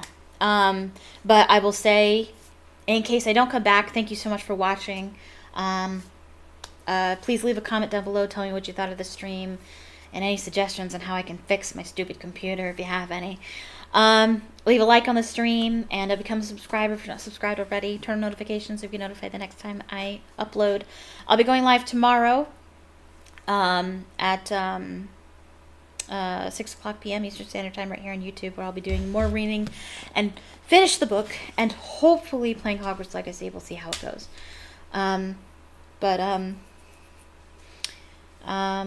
Also, follow me on Twitter, link in the description. I also have a Patreon, link in the description. Visit my Patreon if you'd like to read my writing or like to support me as a content creator. Shout out to Kim Sickler, my patron, who, if you become a patron, you will also get a shout out in my videos. So if you'd like that, become a patron.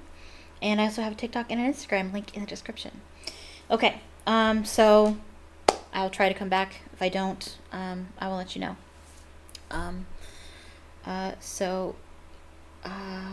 I going to do this?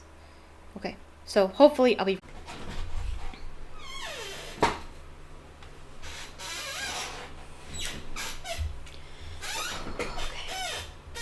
Oh, yeah, and we'll turn that on before I forget.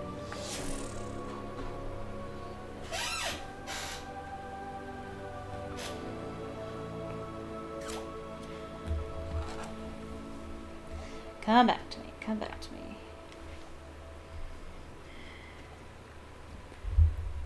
Baby, come back. You could blame it all on me.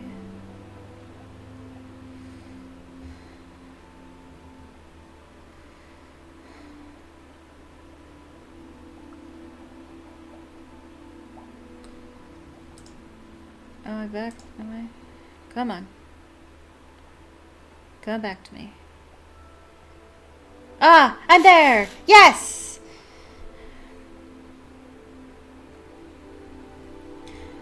Okay. I am cautiously optimistic. Okay? And I can't see a preview at all. So I'm gonna put it on my actual stream. There we go. Okay. It's not appearing on the screen. There it is. Hello. Welcome back to my badass witch.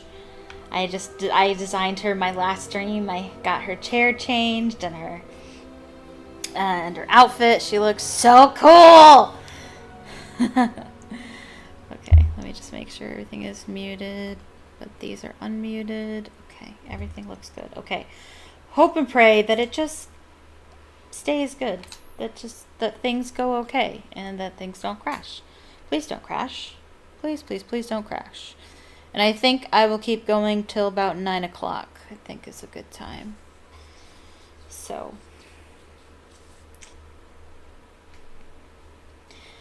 I don't know what we're doing, also. I don't remember where I was and what I was doing. So, also, Camo's gonna struggle a little bit.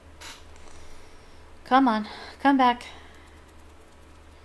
Come back. There I am. Oh, I'm not going to complain too much because at least it's working. At least it's working.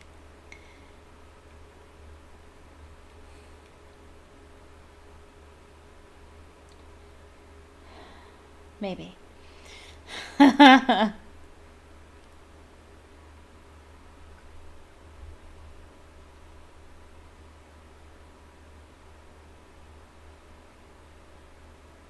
Also, I can't see the chat. It's great.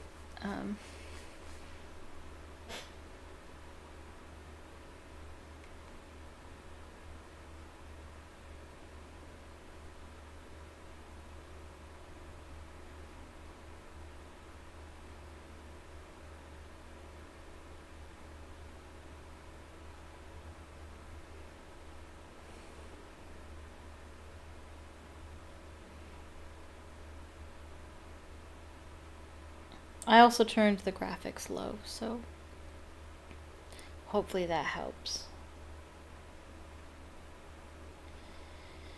I have no dropped frames. Then I haven't really had frames yet, so.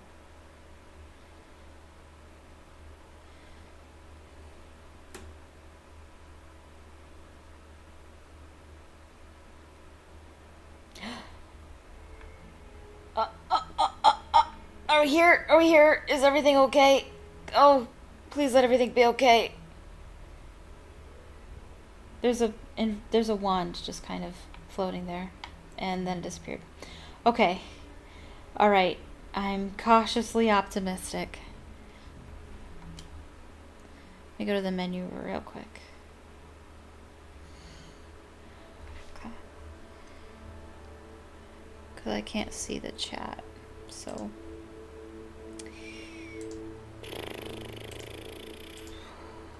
Okay. Wait. Oh, there it is. Okay. Okay, so let's look at our stuff. Okay, so we still need to meet Professor Weasley on the 7th floor. We'll get to finally see the room of requirement. Professor Weasley has requested I meet her in the 7th floor corridor of the astronomy tower. This is an odd location for a meeting. I wonder what she wants. Okay. We also have Professor Sharp's assignment. Professor Sharp wants me to test myself by using the influence of both the Maxima and Endurus potions. He'd also like me to field test a focus potion. I know to find potions and recipes at J. Pippin's Potions. My field guide will not guide me through this assignment, but my map could still prove useful. Okay, good. My camera's gonna mess up again. Yeah. I'm just trying to center it.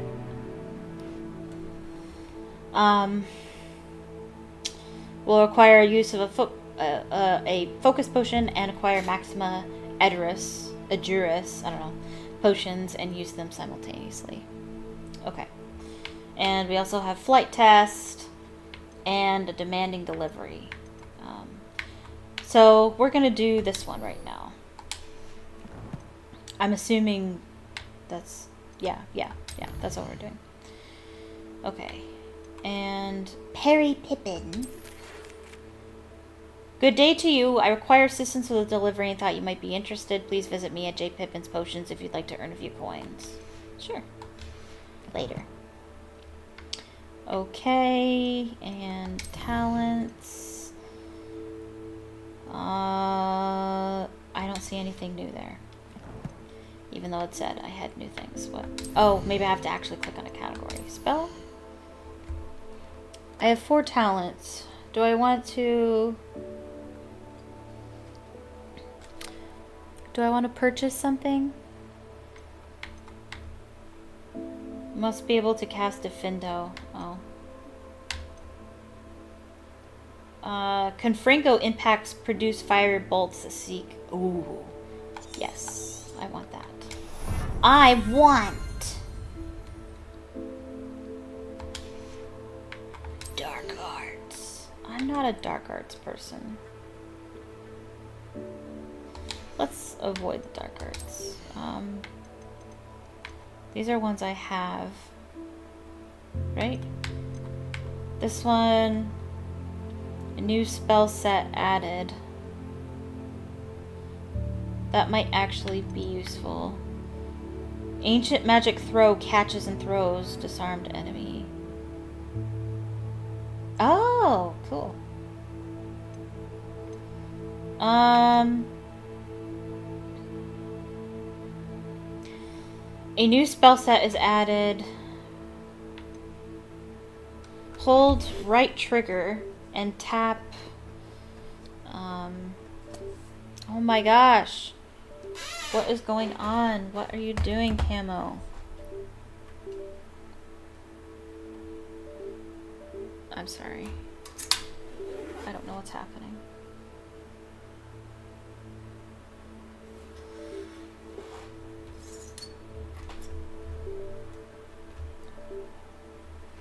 It's just completely bugging out on me. Because of course it is. Are we cool now? Okay.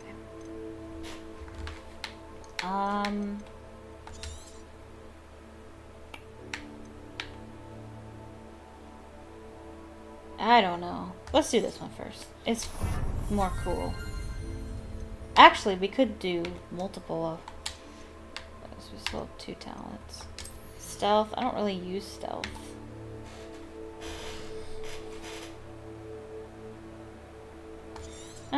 Why not?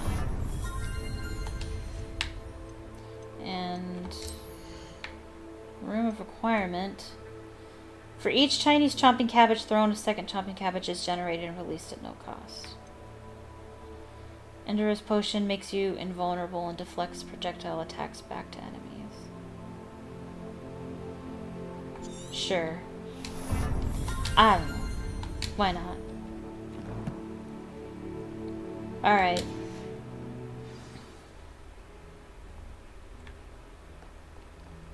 Okay. Please be okay. Please be okay. How many times must I tell you? We are a Chudley Cannons family. We do not support... Oh, Puddlemore United. That's funny. Well, okay. Yeah, it's struggling a little bit.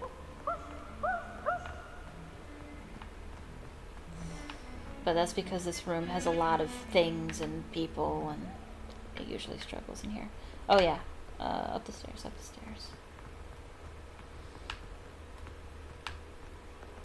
Once I get out of this room, it should run better.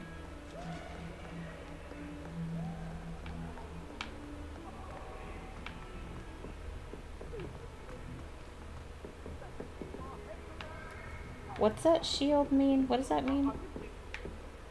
I'm sorry. I'm sorry. I forget what that means. Nah.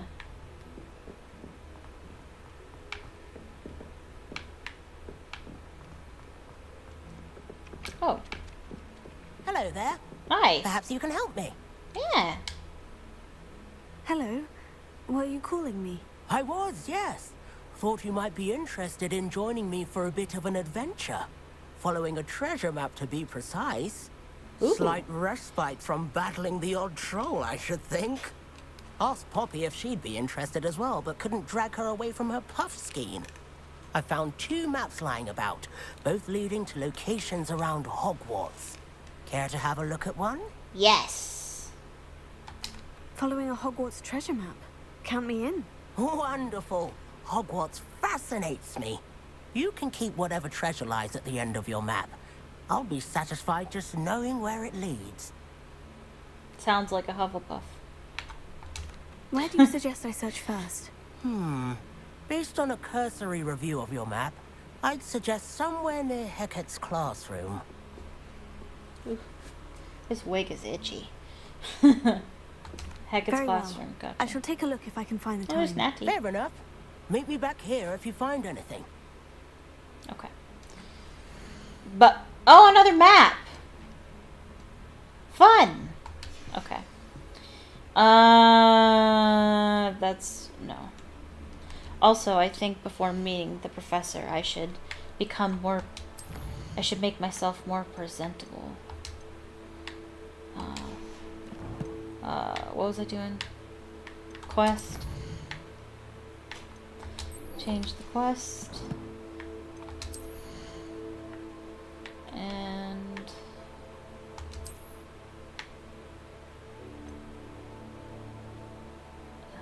oh, change appearance. I am wearing it. I just can't see it.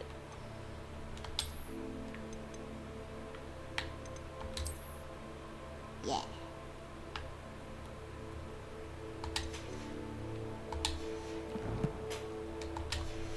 Ugh.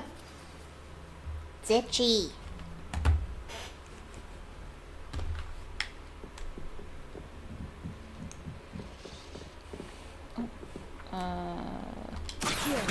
Nope, that didn't work.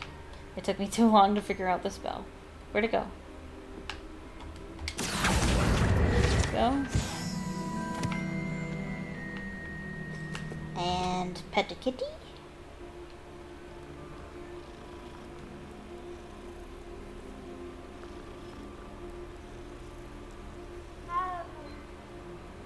Meow. And pet the other kitty, because I don't want him to feel left out.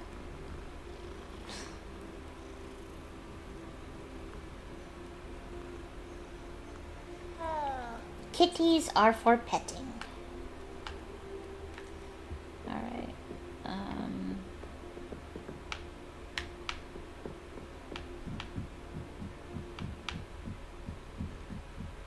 Oh. It's trying to load it in.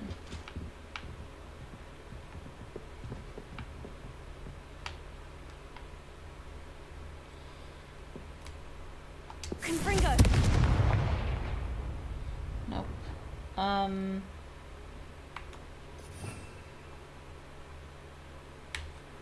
What's this one? Is that Incendio? No, that's Expelliarmus. Let me...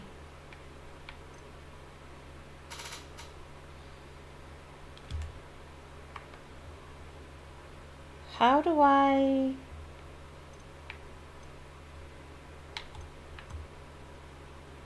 I don't know.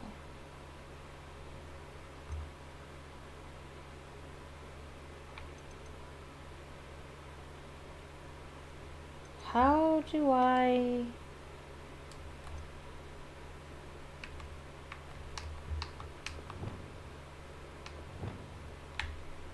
How do I...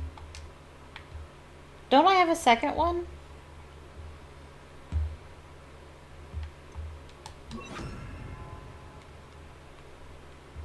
I have no idea. How do I access the second one? I don't know. Revelio. Oh, that's not what I meant to do. Incendio. Oh, I thought that was the one. Okay. Well, that was a waste. Oh, you know what? It might actually have been the other one, now that I think about it.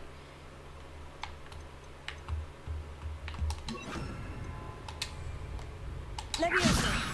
Yeah, that's the one.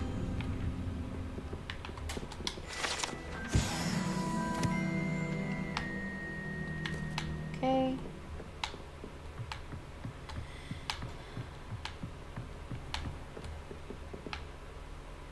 Oh, that's beautiful. Cool.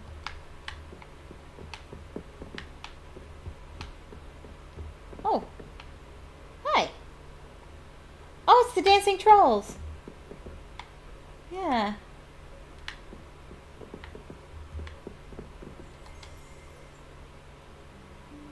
Yeah, this is the room of requirement. Professor It's Weasley? by the tapestry with the guy teaching the trolls how to Somewhere ballet away from dance. prying eyes.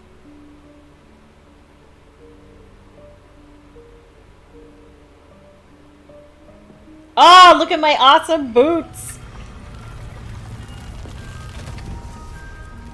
Yeah. The room of requirement, also known as the come and go room. Forgive me, the headmaster stopped me and I... Merlin's beard. I see you've wasted no time. Yeah. Well done. Thanks. Shall we? After you, Professor. Do you like my new cloak, Professor?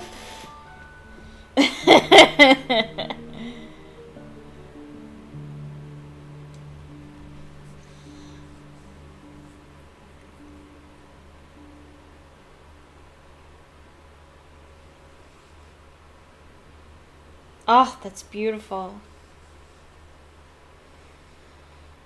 Ooh, I'm excited. I have heard good things about the move requirement. I hear that it is one of the best aspects of the game. That's where all of the customization comes in. That's where you do what you want to do. You make your potions and you take care of your plants and your animals and stuff. It's our Stardew Valley closet. I think that's what you do in Stardew Valley. I've never actually played. I have no idea. What is this place? This is the Room of Requirement. It only appears when one is in real need of it. Ordinarily, a student might stumble upon this room entirely by accident. If ever. I'd only planned to suggest to you how to find it by walking past that bit of wall, focusing on what you need. But you've managed to reveal the room on your own. While I'm here, we should take advantage of the moment. Now, where is Deke? He must have sneaked past and gone ahead. Deke, Professor? The house elf I was speaking to in my classroom your first day. Thought he might help you use the room once you found it. There's no chance I'm clambering over this mess.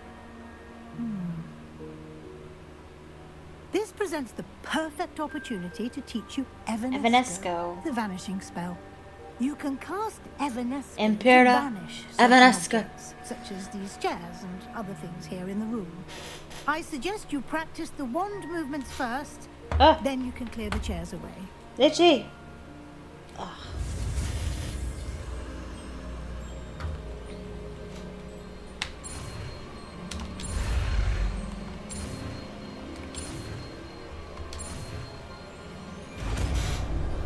Haven't failed one yet. Knock on wood. Splendid. Now, cast Evanesco on those chairs.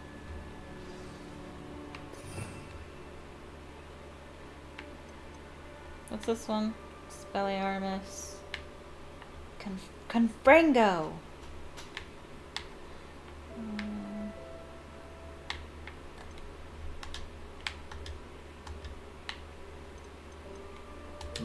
Whoops. That's not what I meant to do. Whoops.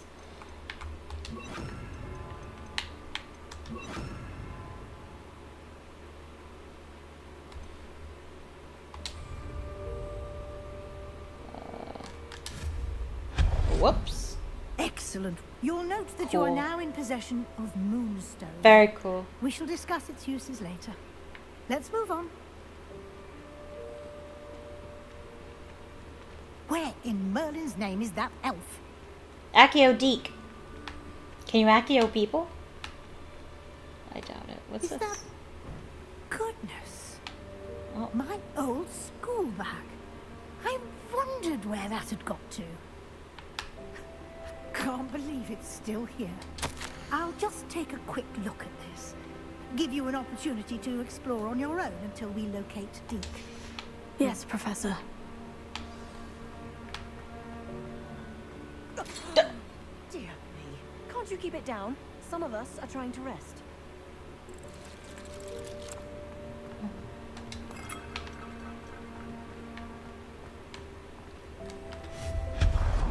So freaking cool.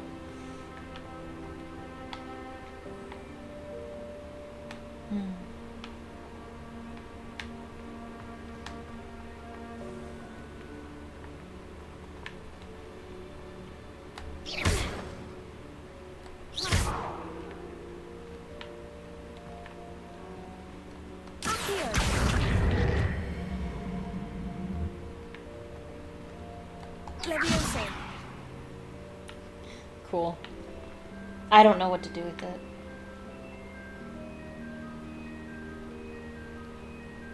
I made it float though. Set it on fire. Fringo. Man. Make it disappear. No, I can't do that. Accio. It's just floating there now. Leviosa. How do I make it stop floating? I don't know. Whoopsie.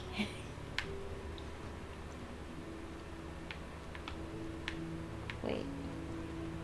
There isn't a crouch option. Accio.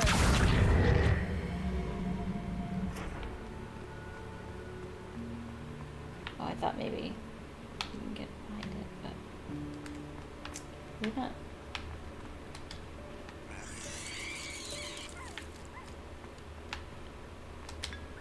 Oh! I didn't realize that's what I picked up.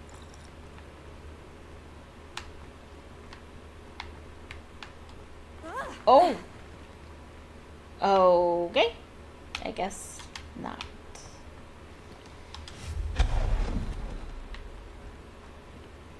Hope this isn't as precarious as it looks. An intruder! Stop them! Huh? No, not... that's not helpful, you worthless pile of tin! Can I repair it? Probably not. I think it would glint. If I could.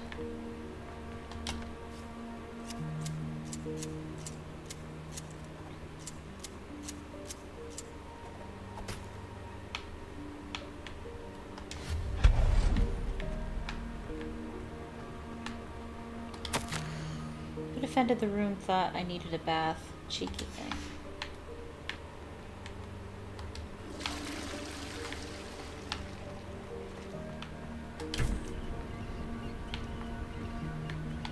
Ooh, pretty.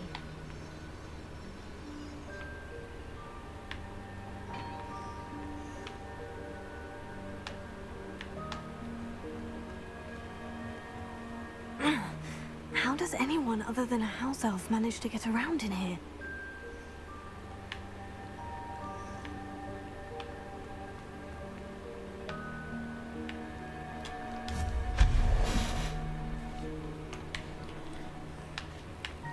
What was that? What Was that a golden snitch? Huh. Perhaps you should summon your wits and find out. Are you the one talking to me?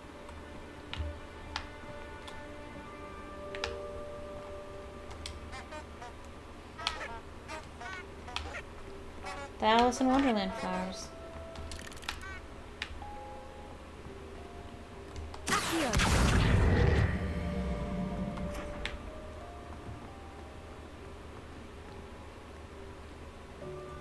think that was supposed to be a clue when he was like, summon it.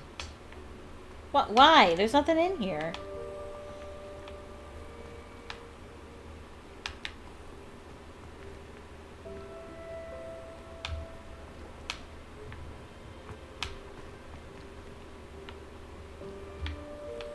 What? Huh. Whoa. Cool. I don't know if that's what you're supposed to do, but I did it.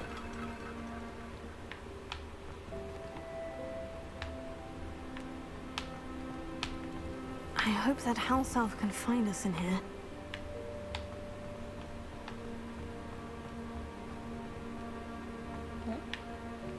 It's loading something. Oh. We stopped sprinting. Oh, there's Deke.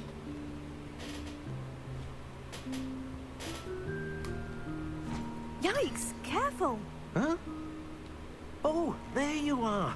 Wait right there. Deke will come to you. Hello. Hi. We've been looking for you. Apologies, Professor Weasley. Deke was looking through some of what's appeared in the room since Deke was last here. Is this the student? Indeed it is. Deke is honored to meet you. Deke has been a friend since I was a second year. We discovered this room together. I mentioned you to Deke. We believe that you might be able to benefit from this room like I did. Deke, would you be so kind? Of course, Professor Weasley. The Room of Requirement will always be equipped for the Seeker's needs. It's unplottable, so won't appear on any map. Most happen upon it by accident, if ever. Deke's seen students in need of an extra file for potions stumble upon the room filled with them. You seem to have accessed it in its form as the Room of Hidden Things. I was thinking about needing a place away from prying eyes. Brilliant. Oh, that explains it then. What I need specifically is a place where I can catch up on my schoolwork without distraction. Well then, the room can provide you with precisely that. Now, it's time to focus on what you need. What I Just need. close your eyes. Imagine the room precisely as you need it. I need a The room will do the cheeseburger. rest.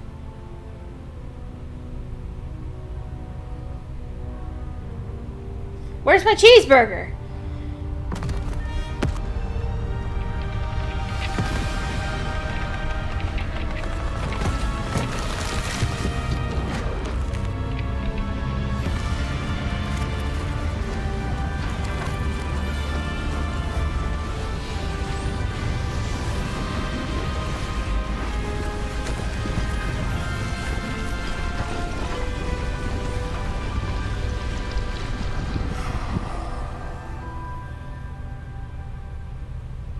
You've given yourself quite a canvas to work with.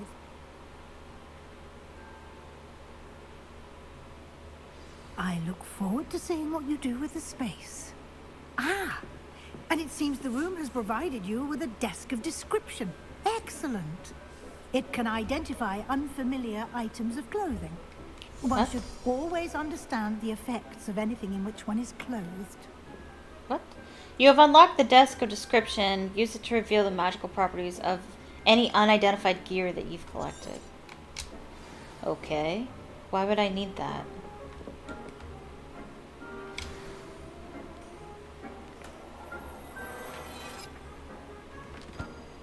Tanned cloak. You'll find plenty of items of clothing that need to be identified. The desk will be an invaluable resource. Okay. Weird. Why is that? Why is the mirror highlighted like that?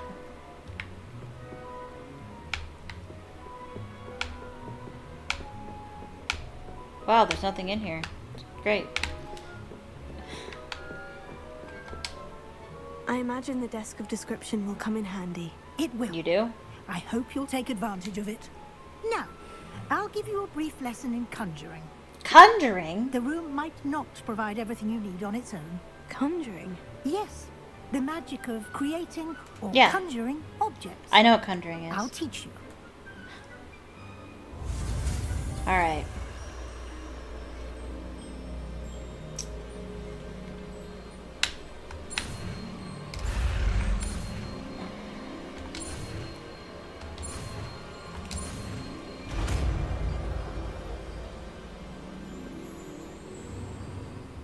Very good. When conjuring more complex objects, you'll need what's called a spellcraft. Spellcrafts are like recipes. They list the ingredients or resources needed to conjure a particular object. You should have acquired some for a potion station and potting table okay, from yeah. tomes and scrolls in Hogsmeade. I did. Where can I find the resources I need? While resources such as moonstone can be obtained throughout the Highlands, it's much safer and easier to purchase them. They can also be collected by vanishing objects in the room, such as the chairs you vanished earlier. In fact, you should have enough resources for now. I see. Can I regain resources by vanishing something I've already conjured? You can indeed. Huh. Quite perceptive. Why don't you give it a try? Go ahead and conjure the potion station and potting table. You should Okay. find both familiar, since they'll resemble the ones you've already used to study magical plants and brew potions in class. Okay, so the issue I'm having is how do I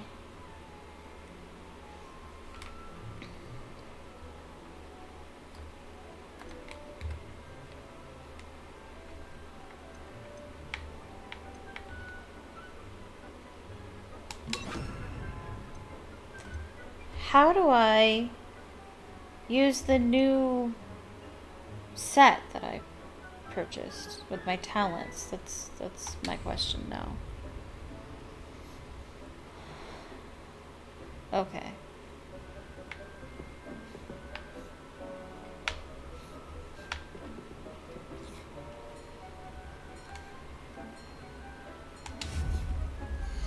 Okay. Item used to brew potions. Item conjuration. What? I'm confused.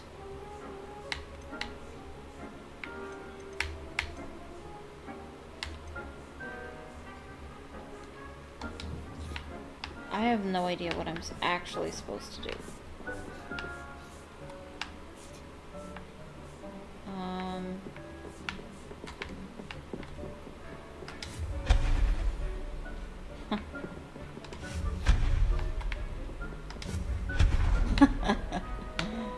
I like making stuff disappear.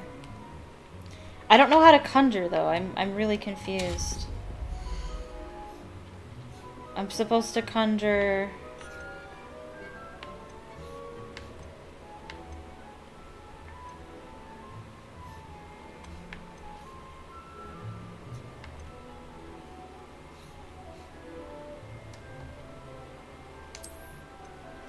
Oh, I understand.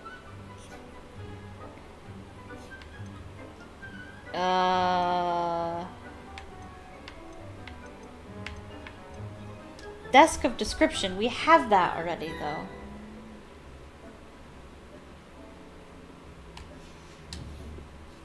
Wow. This is...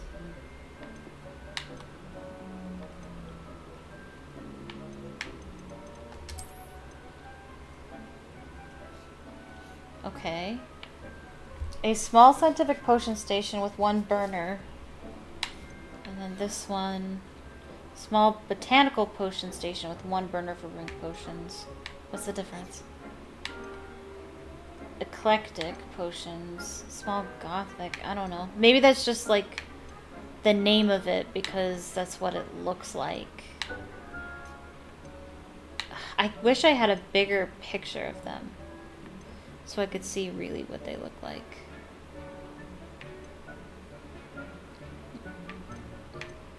Oh wait, there's gotta be a way because...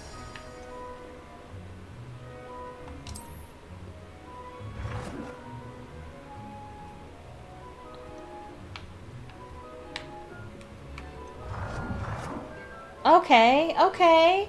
So you can look at it and then you can put it where you want it. Okay. That's pretty. Ooh, spooky looking. Eh. That one's kind of cool too. I think that one might be the best. You can change the color. Hold on, hold on, hold on. Okay. Where can I put it? I don't know. Where did we come in? Let's put it over here. I want to turn it around though. How do I do that? I don't know. Hold. Oh, rotate left bumper, right bumper. Oh, it's like The Sims. Just like, it can't go here. Like that. There, that's what I wanted. And I wanted to put it here. Alright, change the color. Oh my gosh, you can get so... Oh wow! That's so cool! Pink! Or purple. Ooh, it makes me want to try the,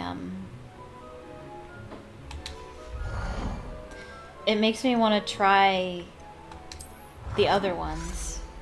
The different colors. That one's cute too. I'm gonna spend way too long doing this.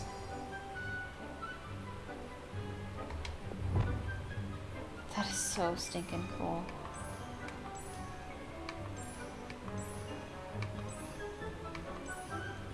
Pink!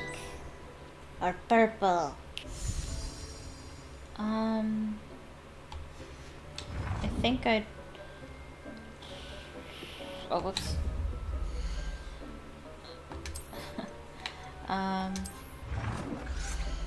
Maybe this one. We're gonna be here a while. Don't let me customize things. Oh, that purple's really cute. Purple or pink?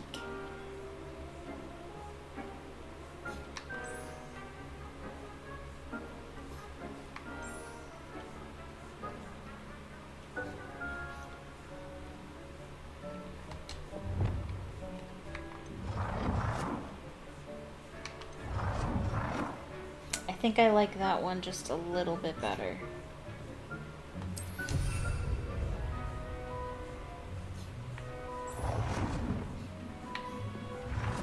Oh. Oh, I don't want to conjure another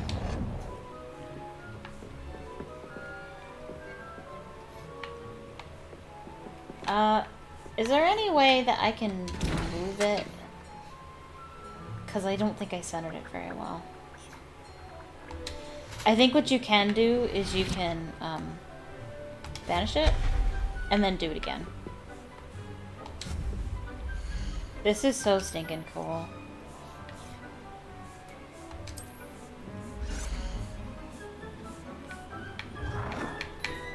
Didn't center it very well. Quit bouncing. I guess centering is not really. Oh, hold left trigger. Left trigger to display snapping. That's not doing anything. Oh, disable snapping. Oh, well. It's not really working out anyway. You know what? That's fine. I guess it's... because it's not going to be perfectly centered. I don't know. Alright. Conjure. So pretty.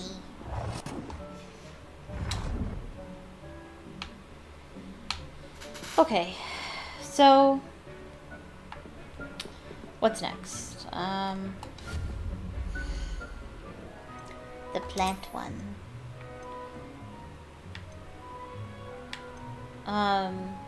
So I think I ended up going with the botanical one. Oh, pretty.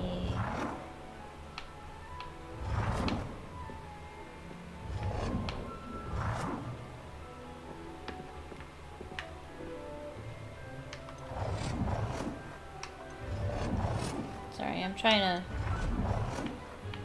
turn it. That's not what I was doing at all. Rotate. That's it. Where's the front of it?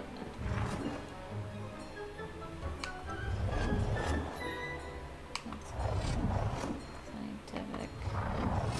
Yeah, we're gonna go with this one.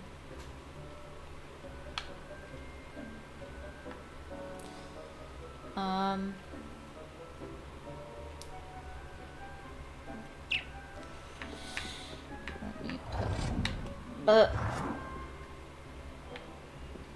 Alright, good. And change color. And we're gonna make it pink or purple to match. Pink or purple. I don't know.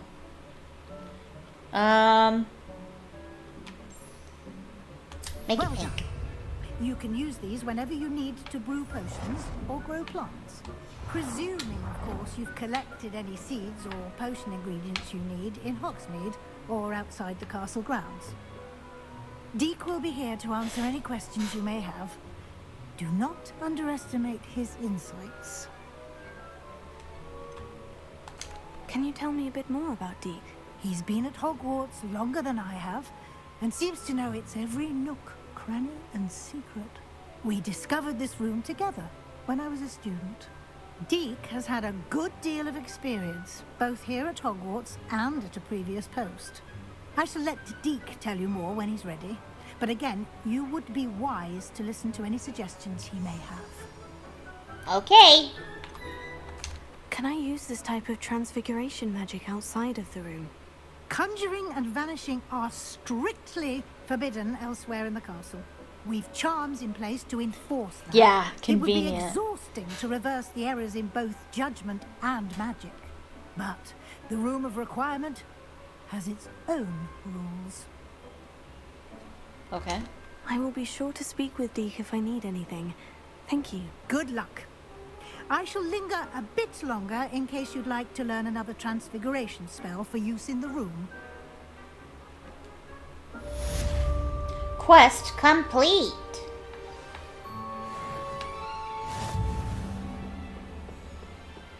Can I talk to Deke? No, I can't. Okay. I'm ready for the next lesson, Professor. Very well. First, you'll need to gather some moonstone. You can acquire it by vanishing items here in the Room of Requirement, or you can gather it carefully outside of the Hogwarts grounds. I don't already have Return enough. to me once you've gathered enough, and we shall begin the lesson. I've more to teach you about transfiguration, if you have a moment.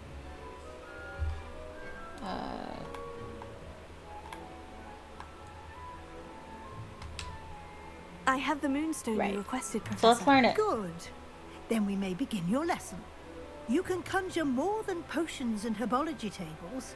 Conjuration can be used to decorate this space to your liking. Why Yay! don't you try it on the walls and floor? Yes! I'm excited! I would like to teach you Wingardium Leviosa.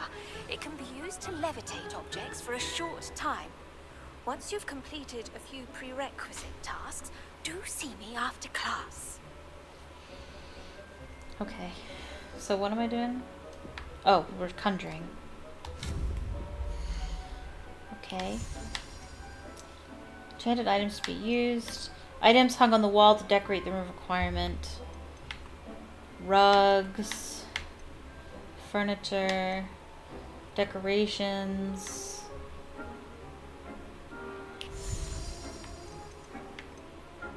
Seating, tables, statues, seasonal decoration.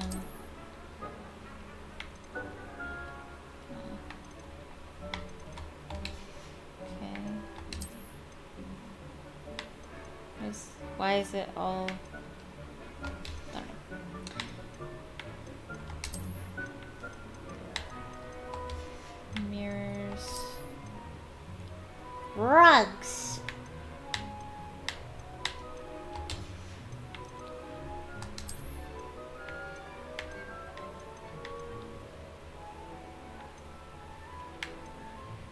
Candles and mannequins. Okay. Gazing witch portrait. Magical monuments painting. Stone monument landscape.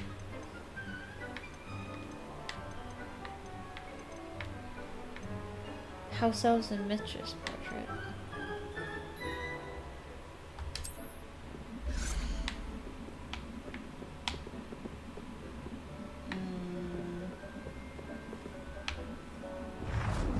I'm just testing it. Conjuration budget. There's a budget. That's lame.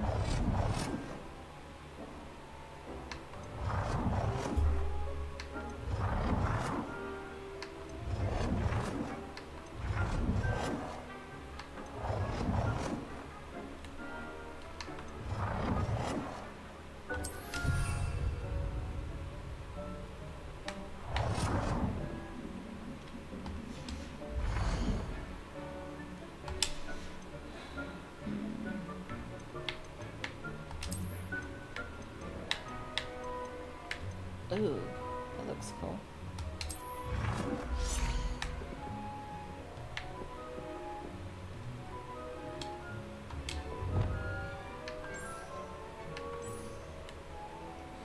I like it.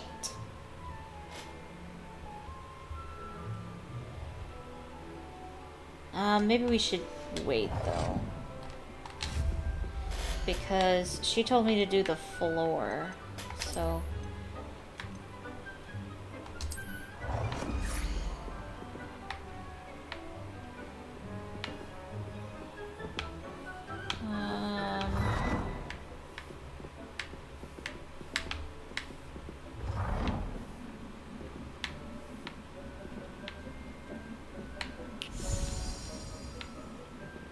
come on.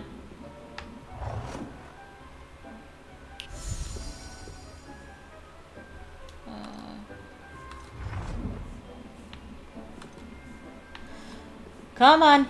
You can do it. I want to size it up. Like The Sims 4.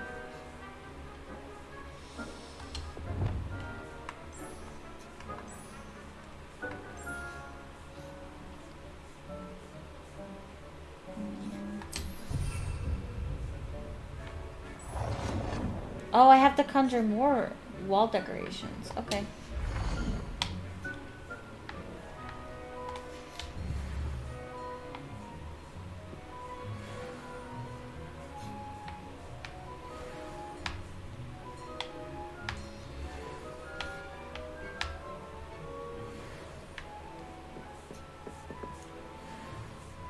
Huh.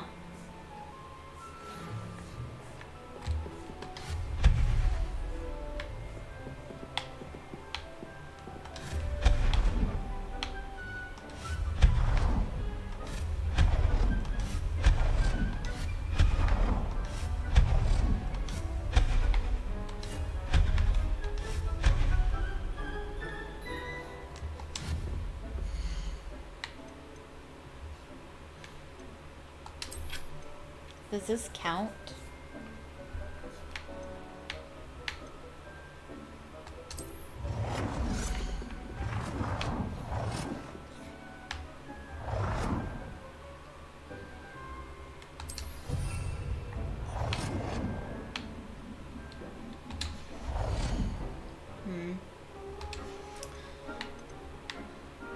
That does count.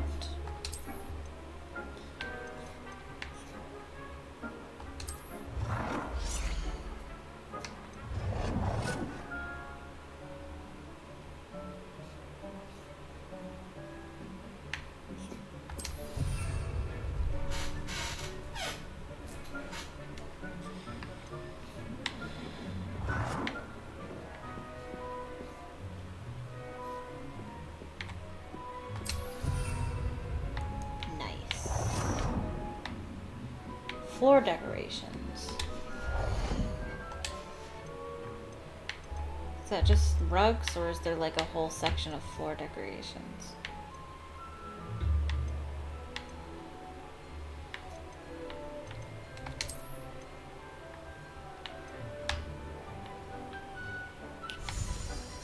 Because I kind of want this, but I don't know if it'll count.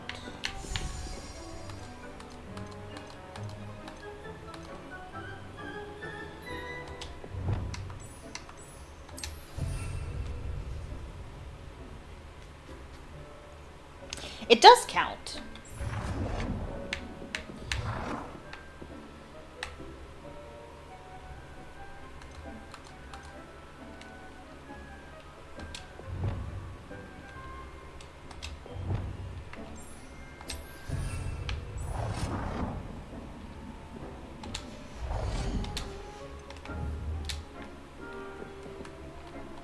Protego. Not Protego, sorry.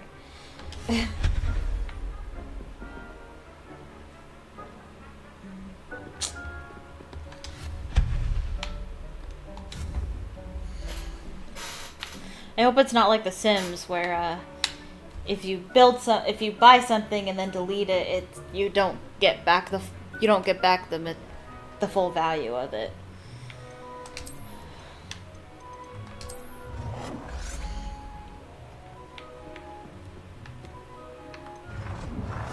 No, that's not what I wanted. I'm trying to turn it a little bit.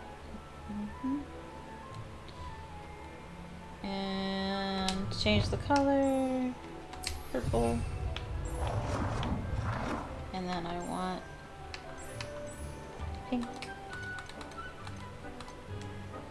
And just a little bit.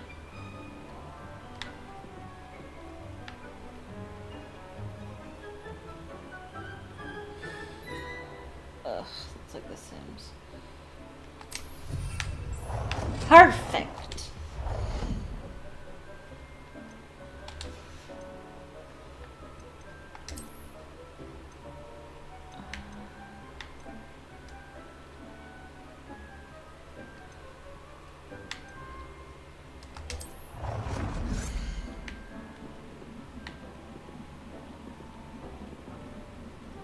Come on.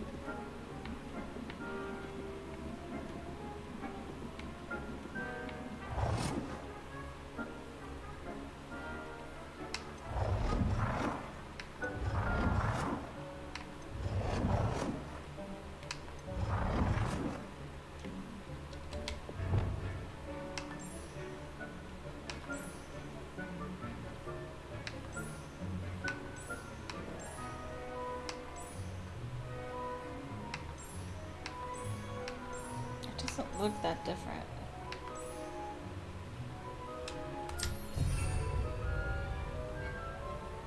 Nice. Okay. I need one more wall decoration. Oh, whoops.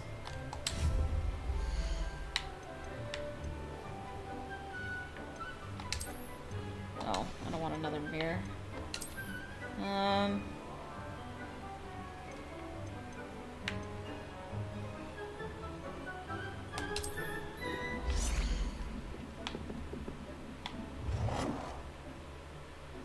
Good work. Shall we move on? Yeah.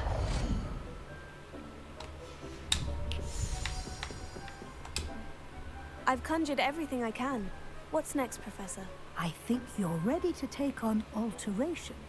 The altering spell will allow you to customize any conjured item. Ooh. You can change the colors, patterns, and styles of your furniture. Oh to my suit your gosh! Let's get started, shall we? Watch closely as I demonstrate how to perform the altering spell. Is it The Sims? Is it The Sims 3 creative style?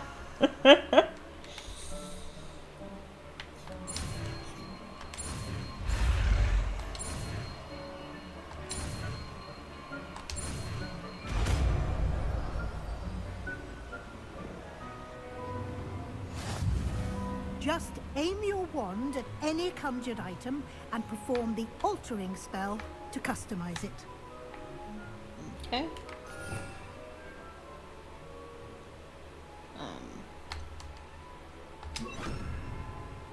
Oh, whoops.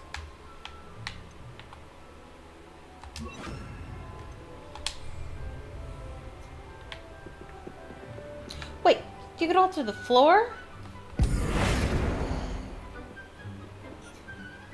Oh, not really.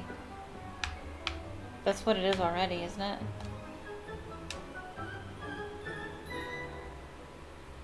Oh! No.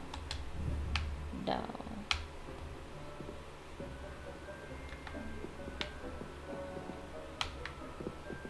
Wow. Okay. I don't really... Oh, that's actually kind of cute in that color. Change the color of an item. Adjust the size of an item. The size of an item? Can we size up in this game?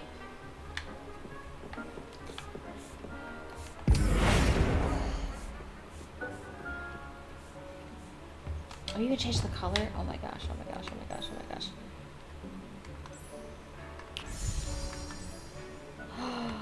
I love it. Oh, yes. I want to look around.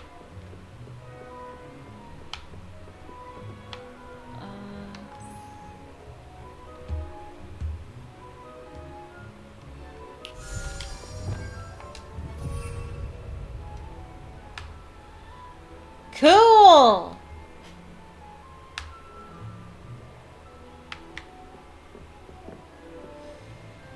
Adjust the size of an item. I have no idea how to do that.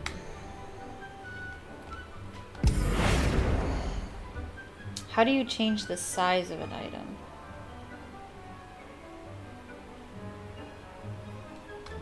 I don't want to change the color. Oh! Back up, back up, back up, back up, back up, back up, back up, back up.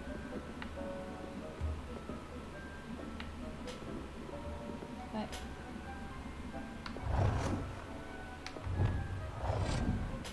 What?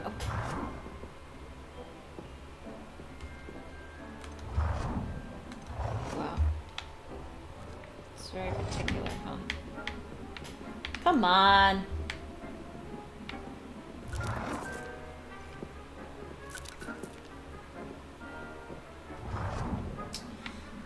Wow. Okay. Let's make it smaller.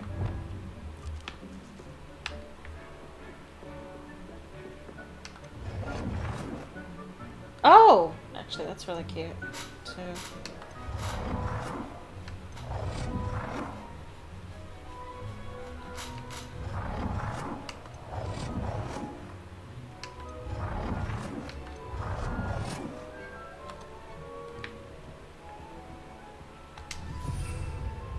Cute!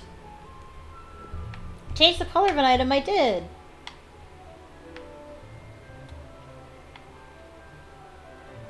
But I did.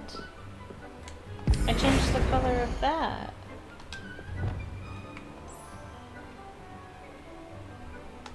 Nicely done. Now you're ready for something a little more advanced. You can use the altering spell directly on the room's architecture. Yes. Try these new designs on the floor or balcony. I did that already.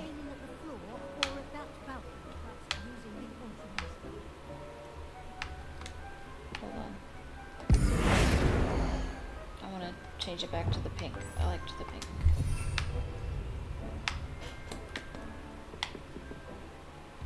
Okay.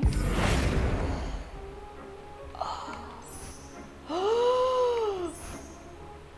Oh. Oh. It's beautiful. Oh, I love it. What do I want?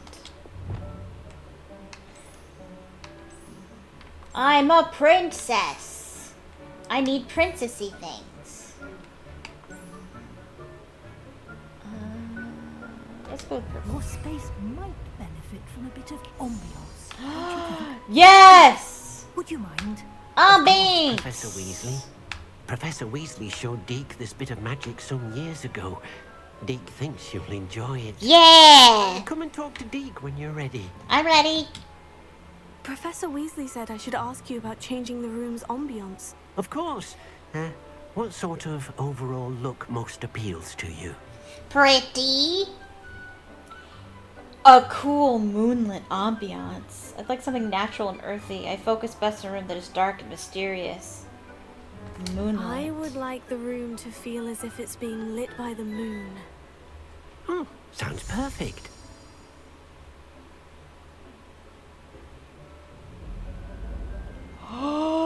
Cool!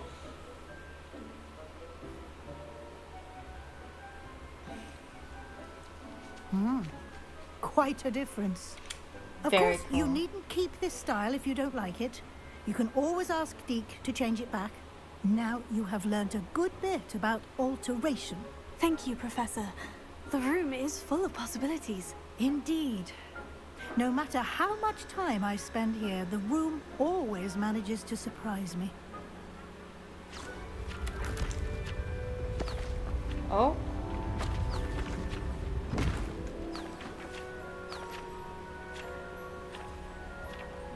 What's here? What's this?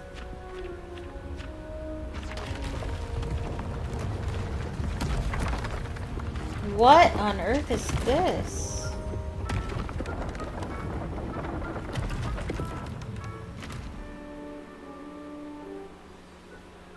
An even bigger space. How did that happen? The room equips itself to your needs. It must have sensed that you needed more space to practice spellcasting. If you'd like to customize the space further, you can use these spellcrafts. You'll find more of them both inside and outside the school. Thank you, Professor. I shall keep an eye out. Good. I'll leave you to it. This is your space now. Use it wisely.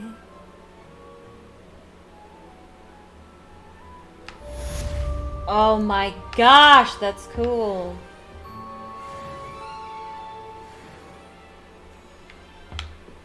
I want to see what the other ambience. I'd like to ask you about changing the room's ambiance. Of course. What sort of overall look most appeals to you? I just want to see.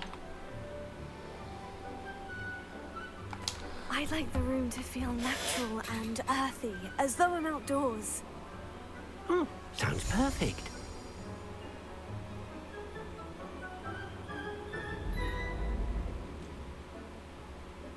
Oh. You made everything green.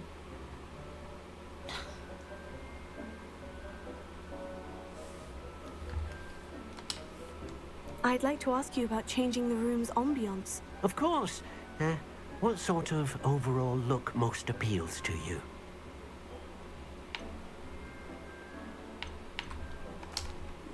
I'd like the room to feel mysterious and eerie, as if I'm in the Forbidden Forest, surrounded by shadows. Sounds perfect.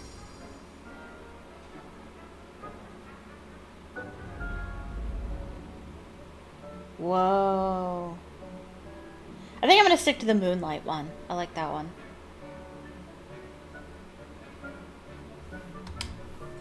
I'd like to ask you about changing the room's ambiance. Of course. What sort of overall look most appeals to you? I would like the room to feel as if it's being lit by the moon. Sounds perfect.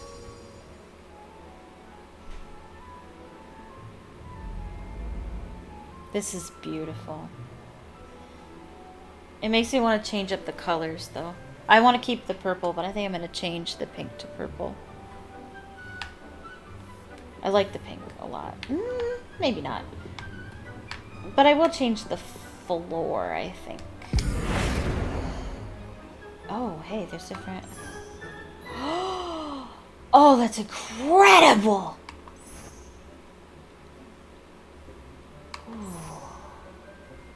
What do I want? I don't even know.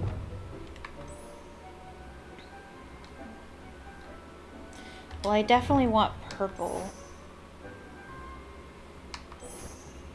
Oh, that tree is beautiful. The wood, the stone is incredible.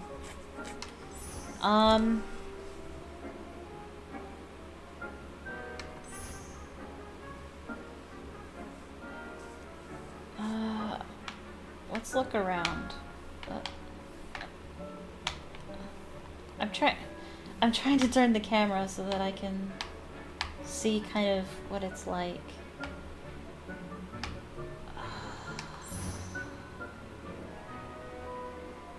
Let's go with the stone. That's incredible.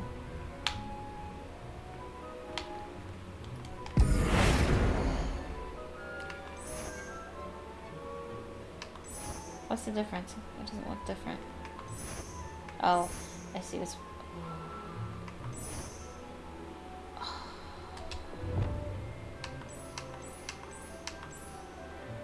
Oh.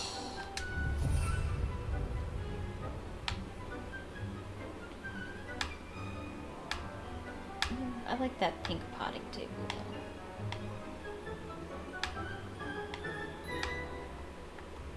What else can we... Oh my goodness. Oh.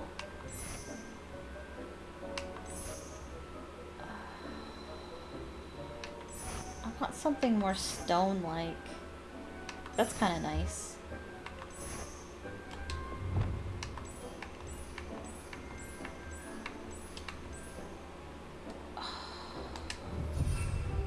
Very cool, very cool, very cool, very cool.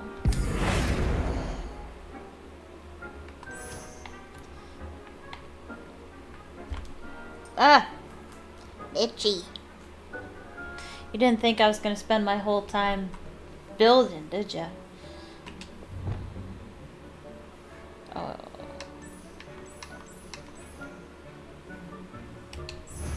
But, whoops, I didn't mean to do that. That one I want to keep.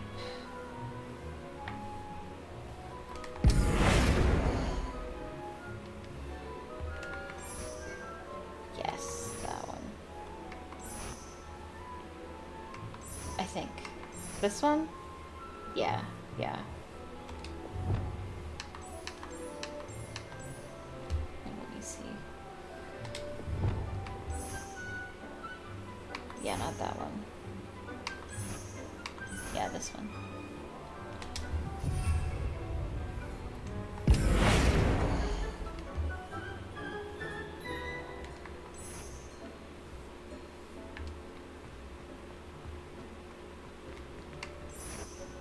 I can't really see a difference.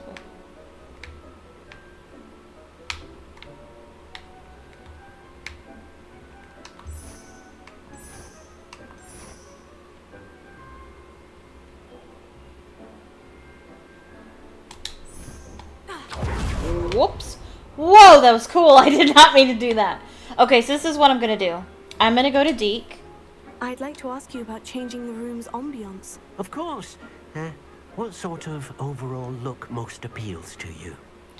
Alright, I'm going to do warm and cozy. I'd like the room to be warm and comfortable, as if I'm floating inside a mug of butterbeer.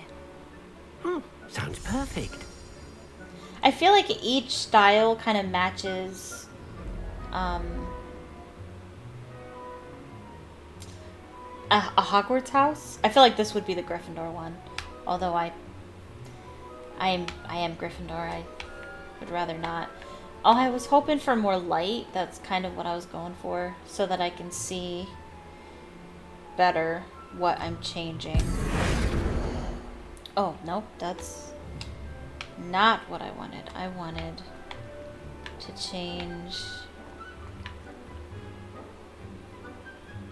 Nope. No! I wanted to change that. No, no! That's not what I want to change. I want to change... There. Okay, so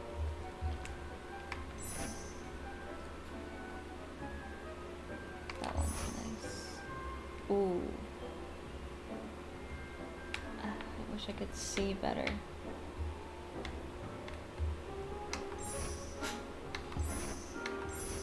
I think this one, the eclectic one, might be the best. Or maybe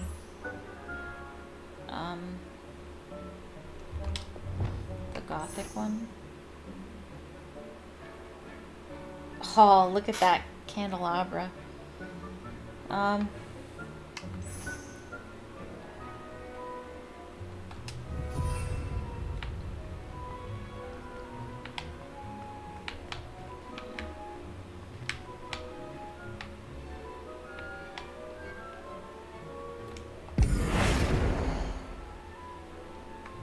Okay, this one.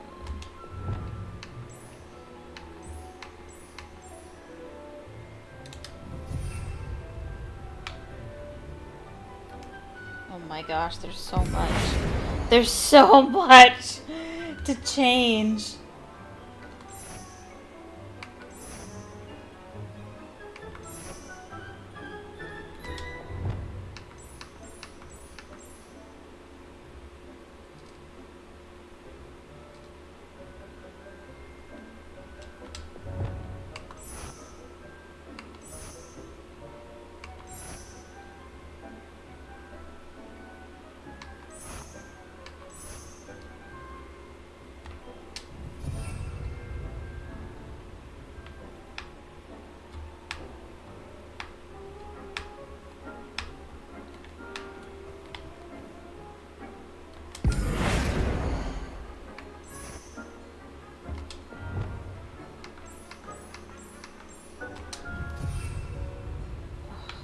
It's beautiful. I love it.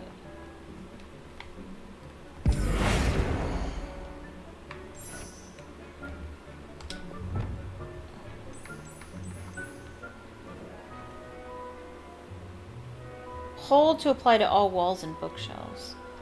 Let's not worry about that. Just in case. I mean.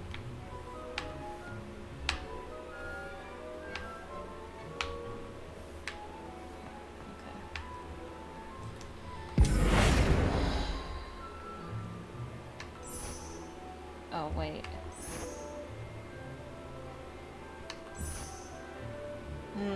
Actually, I kind of like that one better. That's not actually what I wanted to change. I wanted to change.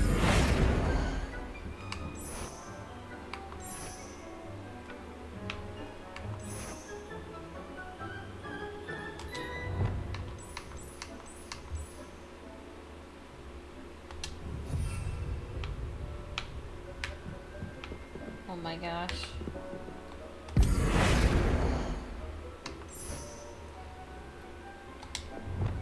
There's so much to change.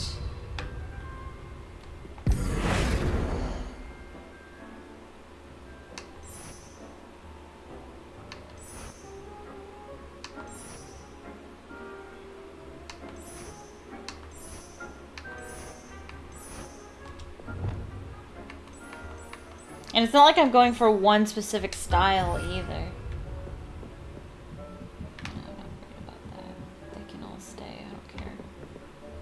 Oh my gosh. You know, I'm not going to worry about this room right now. I don't want to do this forever, you know? Okay, so those walls are changed. Okay, this one... No. This one. I apologize if this isn't interesting to watch, but... Ooh, cool. Ooh. Wow.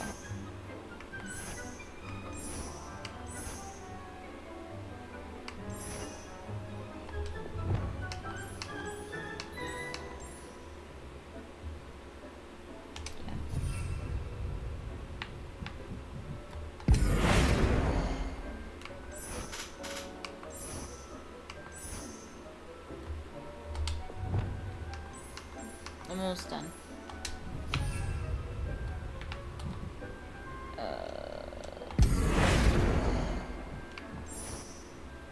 Wait. No, no. Which one do... Oh, actually, I really like that one. Oh, wait. Ugh, jeez.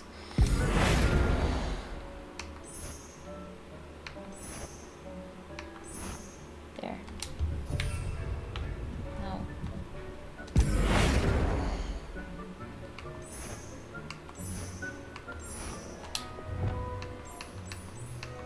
Alright. Alright, I think that's everything for now. I think that's pretty much all I want to do for right this minute. Oh, I thought I could grab that. Alright, let's change the ambience. I'd like to ask you about changing the room's ambiance. Of course. What sort of overall look most appeals to you? I would like the room to feel as if it's being lit by the moon. Sounds perfect.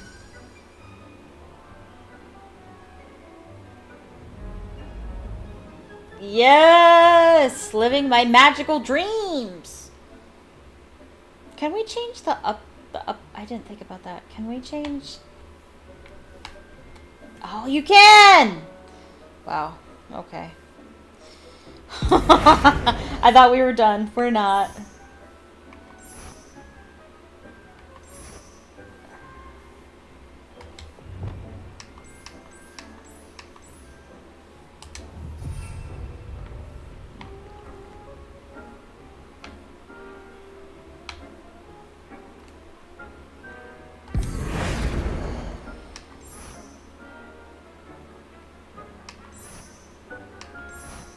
Which one?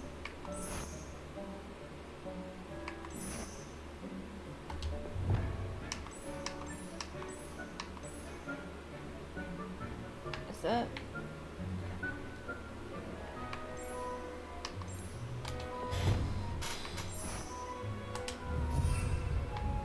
That's the same as that one, right? Yeah.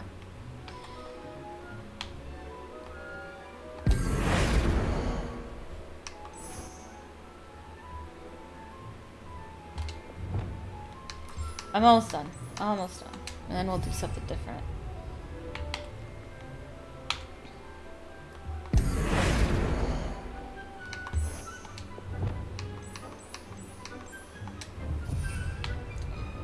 Alright.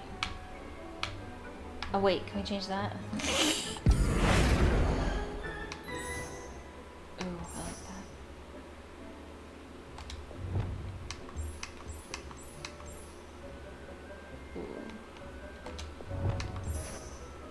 Oh my gosh.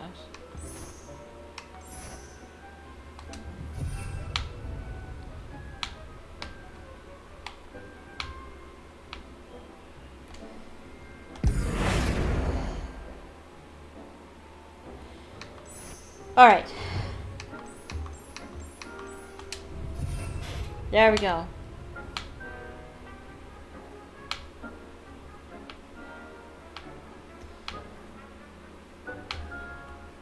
That's how we leave. Wait, what's this go to? Or does this not go to anything? It might not. It might just be a cool alcove. And then this is the extra space. We'll take care of that another time. This is how we leave.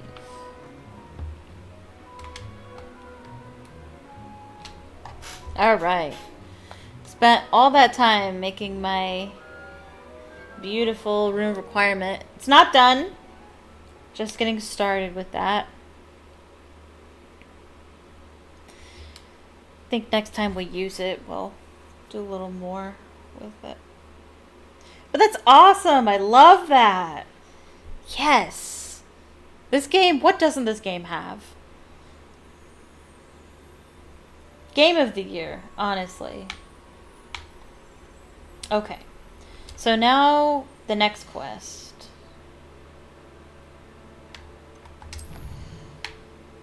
The map chamber. Oh yeah! I gotta tell Professor Fig about the map chamber. Okay. We can go do that.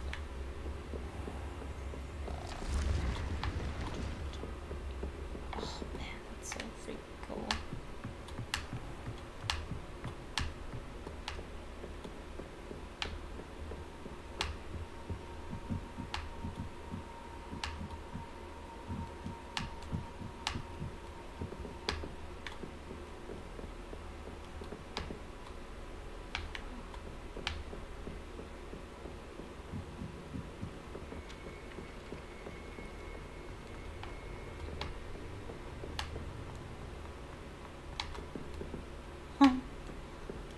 Oh, look at these tapestries. They're beautiful.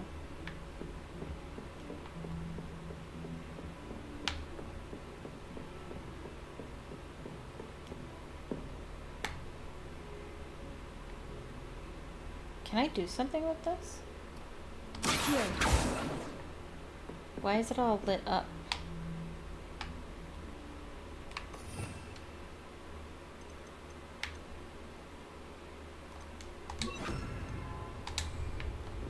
Levioso. I don't know why it's all lit up like that. Maybe I can't do something with it yet.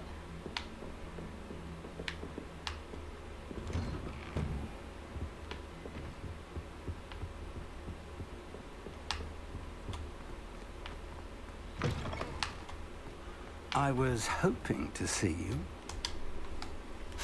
You're back. Finally. Minister Spavin talks more than he listens. Ranted on and on about rogue dragons. Wouldn't listen to a word about goblins. Speaking of which... Listen, Professor. So much happened while you were away. Yeah, Nearly you Headless changed your Nick asked me to hair. get some rotten roast beef from the kitchens. Rotten roast beef? Yes, well, I thought it was odd too. But then we took the roast beef to Sir Podmore of the Headless Hunt. You met the Headless Hunt? That must have been interesting, to say the least. And then I had to find Richard Jackdaw's head in the pumpkin so that he'd tell me how he died. Who on earth is Richard Jackdaw? He was a student here long ago. Anyway, he told me about a secret cavern. I went there, and right next to Jackdaw's skeleton, I found the missing pages. You found the pages? I did. And because Jackdaw had followed the map they contained, when I found the pages, I found the location on the map. Believe it or not, it's a room below Hogwarts. Why am I not surprised? Shall we? Oh, I was wait. hoping We you'd just say have to that. go downstairs? Oh, and we'll need to bring the book. So I don't have to actually journey all that way back. Please tell me I don't have to. Because that would kind of suck. I don't want to fight all those spiders again. The room is called the Map Chamber, by the way, and a portrait of Percival Rackham awaits us there. Professor Well done. Rackham. I look forward to meeting him. How did this Jackdaw get the pages from the book? Evidently, Peeves stole them, and Jackdaw stole them from him. Oh, Peeves. Okay. I wanted to kind of give it a minute.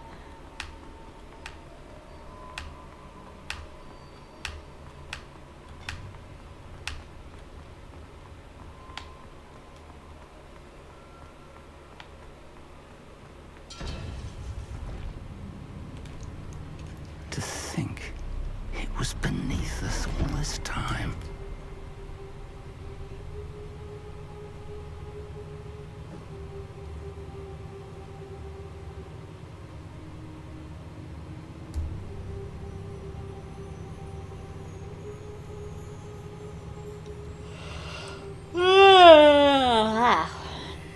Getting sleepy.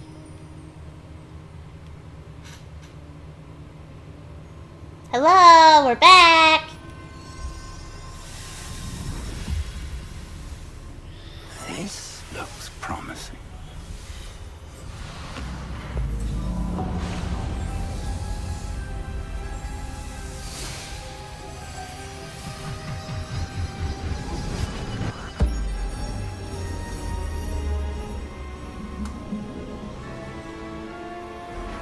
Whoa.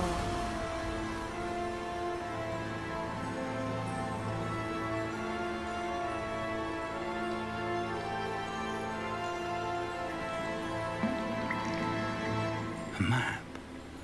There's Hogsmeade.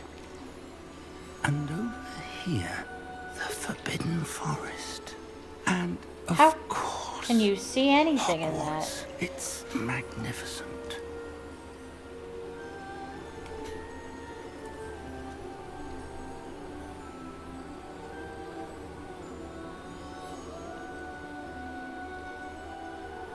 The music's beautiful. If only you were here to see this. I think he means his wife. Hello. Hello, Professor Rackham. We've placed the book on the pedestal, as you asked. And this is my mentor, Professor Fig. How do you do, Professor Fig? And you, my young friend, see now why you needed to return with the book? I do. I also see why you refer to this room as the map chamber. That you have come this far tells me that you possess extraordinary magical ability, the potential and power of which will unlock should you prove yourself worthy. The location of each of 4 trials will, in time, appear on the map. Trials that will test you and give you access to invaluable knowledge. Trials That's what Shauna that you was must talking complete on your own. Okay. Do you recall the pensive memory you viewed in my vault in Gringotts? Vaguely. That was a long time ago. You and your friend Charles spoke of the port key, and of trials you'd created for one who sees traces of ancient magic. Precisely. Charles is another of the Keepers, a designation we gave ourselves centuries ago, in light of the knowledge that we have been bound to keep hidden. Until, perhaps, now. So, the passage from your ruins to Gringotts, everything in the vault, the restricted section, finding this room... No, no! None of these was a None of trial. it was a They trial. were an important part of the journey, but they were not trials themselves. The fact that you have come this far, however, bodes well. I don't The believe trials you. were designed to ensure that the power and knowledge we have kept secret for so long does not fall into the wrong hands. They will test your abilities, both innate and learned. But of equal importance, everything you witness as you complete the trials will inform what you choose to do with all that we share. You will need patience. The trials have much to teach you. It will take time. I'm afraid we don't have the luxury of time. We have waited this long, Professor Fig. Surely a few more. Respectfully, sir, while I do not know the secret you keep, I do know that our young friend here has seen traces. Traces of a powerful dark magic being wielded by goblin kind. And we encountered an uncommonly powerful goblin wielding such magic as we prepared to leave your vault at Gringotts. We may already be too late. This is grave news indeed. Young friend, do you trust Professor Fig? I do. Then, Wow. in the light of your I thought it was gonna give me considerable a skill choice. and all you have already accomplished, we shall begin. You will find the location of the first trial marked on the map below you. Whilst Professor Fig may assist you in locating the trials, they may be completed only by one with our ability. Shall we have a look? Sure. I know that tower. It's not far. You may have seen it yourself. Don't think I have. Perhaps your young friend is not as well traveled as you think. As your mentor, the least I can do is go ahead to make sure it is safe. Join me as soon as you can. You said that you know that tower. What can you tell me about it? Not much, I'm afraid. I've passed it dozens of times. It's north of Hogsmeade. My recollection is that it seems abandoned. Clearly, however, the tower conceals more than meets the eye. I'll find you at the tower as soon as I can. Until then, be careful. And do not tell anyone where you're going. Is that the end of the quest? Yep. Okay.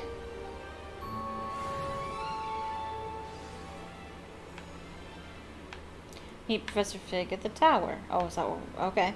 So I guess the quest isn't complete.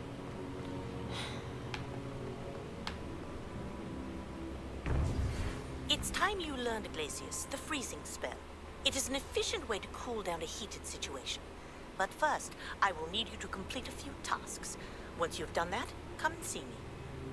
Why are non-spell... I don't know. She's the flying instructor. Why is she teaching me spells?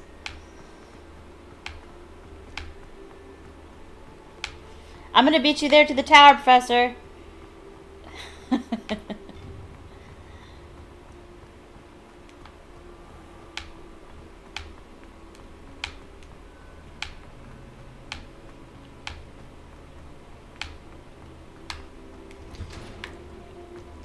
Should we do this now, or should we do a different quest?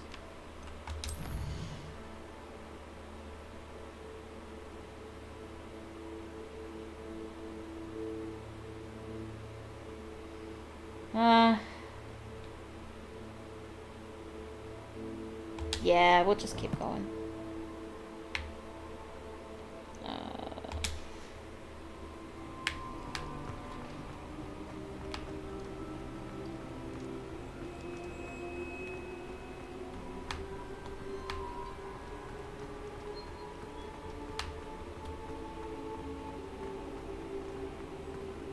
You made your point!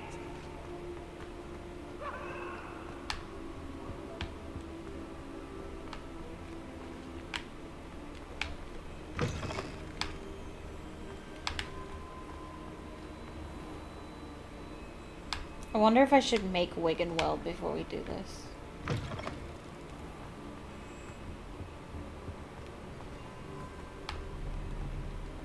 I have a feeling it's just going to be fighting things. Oh. Let's calm down. Let the game load a little bit.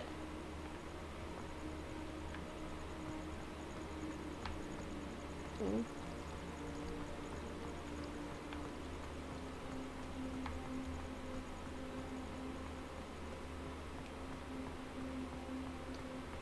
Gates closed. Oh. What are you up to now? Not anymore.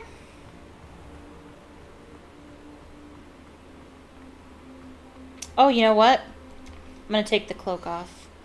Because now we're doing some serious biz now. Well, I won't take the cloak off. I'll just change the appearance of it. There we go. Don't want to be hindered. Yeah.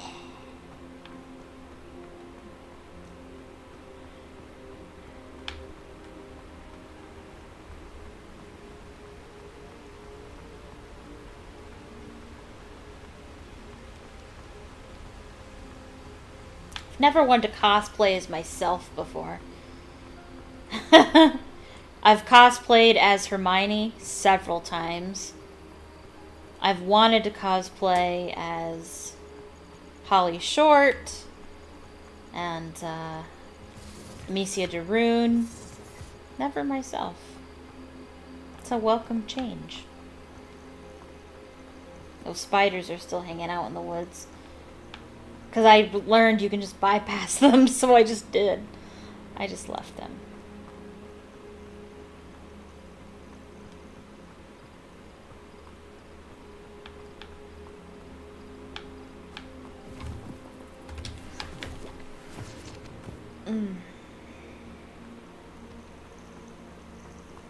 Oh, more lacewing flies.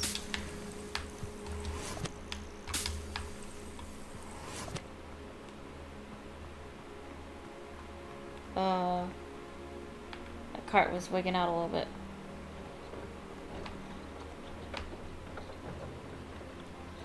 Do we have to go through the forest to get there? Oh, jeez. Potato! Nope. Wrong button. Sorry.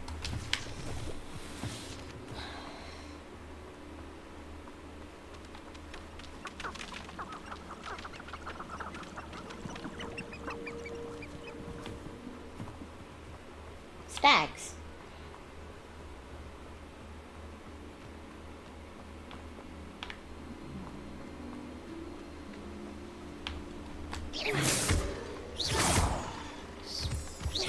Spooky forest. Spooky. Watch out. Watch out. Watch out. Squirrels. Oh, hold on.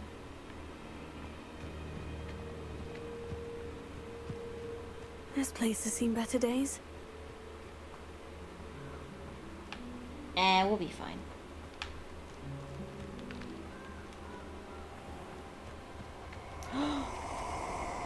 Whoa. Whoa. Whoa. What was that? Let's get this over with, shall we? Oh I no. have things to do. Oh no. Should I stealth? Should I be stealthing?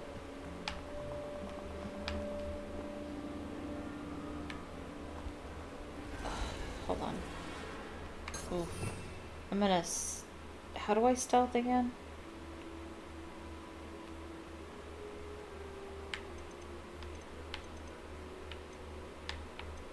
Oh, this one.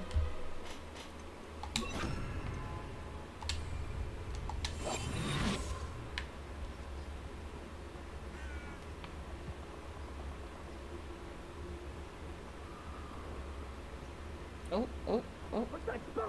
Incendio! I hear troublemakers. Rookwoods don't go down easy. Could be worse than Peter Pan Ford.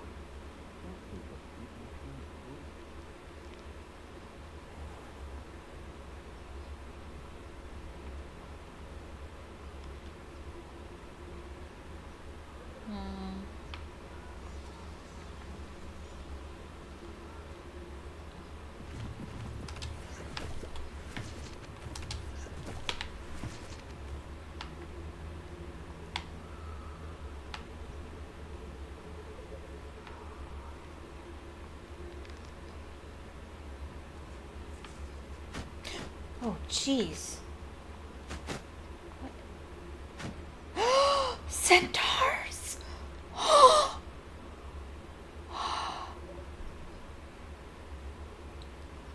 Beautiful, magnificent creatures.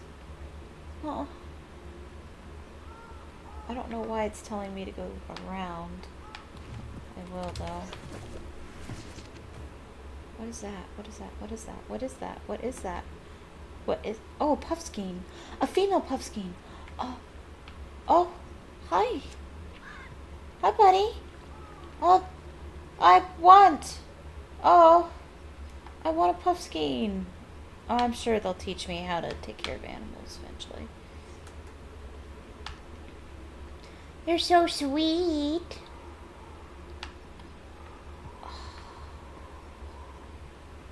I'm not here to bother you. I just want to see you.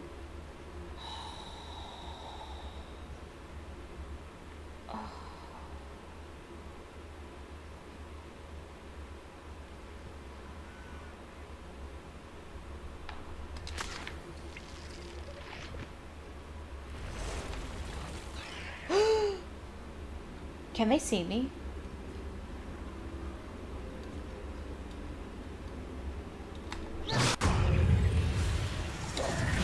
Oh, wait, I need to fix my spells real quick, just a second.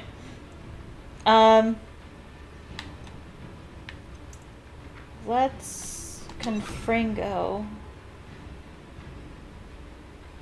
What was the other one?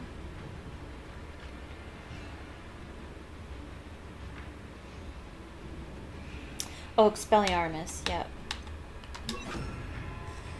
Is there another one we could use?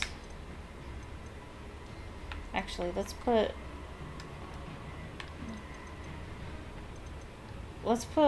make Confringo. Oh, you can have it on here twice? Oh, wow.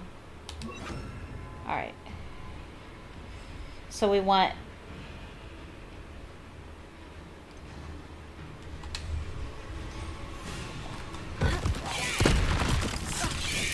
Right. Sorry, I'm out of practice.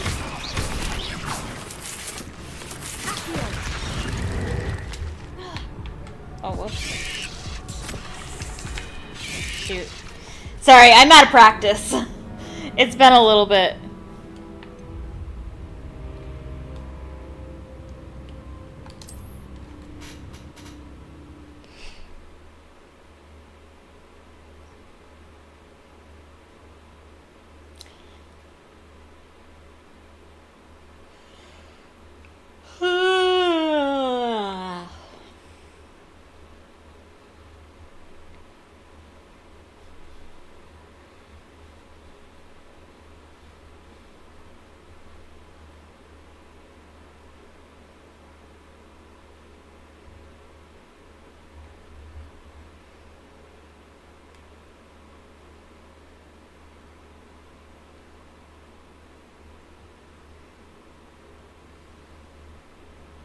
Oh no.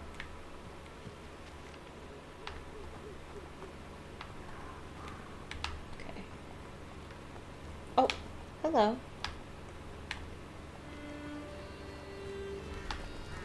Do I need to grab these again? Oh, wait. This isn't... I'm not where I thought I was. That music is beautiful.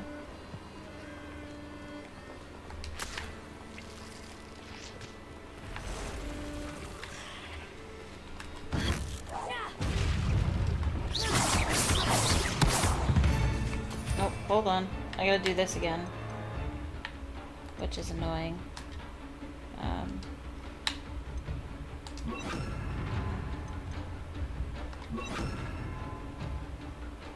Let's just...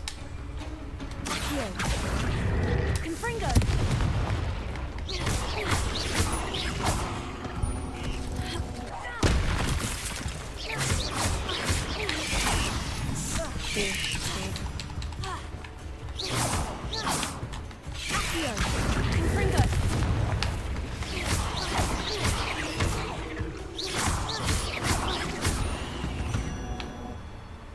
Nice. Not my fault you're a deadly great spider.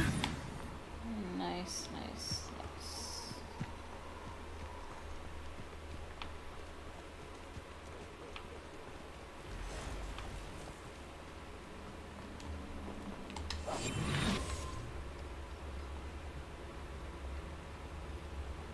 What is going on over here? Protego! Incendio! Oh! Reducto! Confringo! Dueling feats. Defeat an enemy with the venomous tentacula. Confringo! How do I do that? Protego!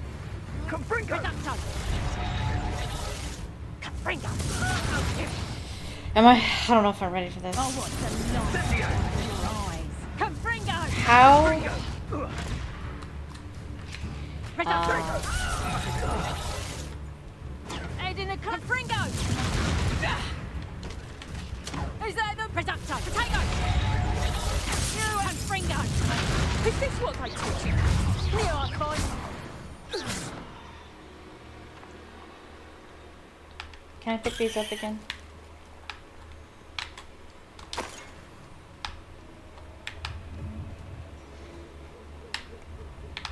Okay. I don't know how to use them, so. Alright, that wasn't too bad. Just stealing their money.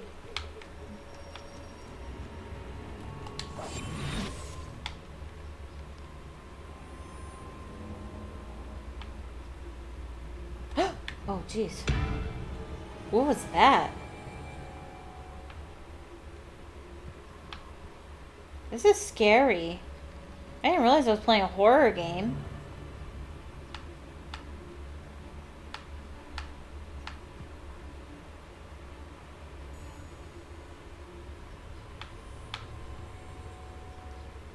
There, I'm gonna sit more comfortably.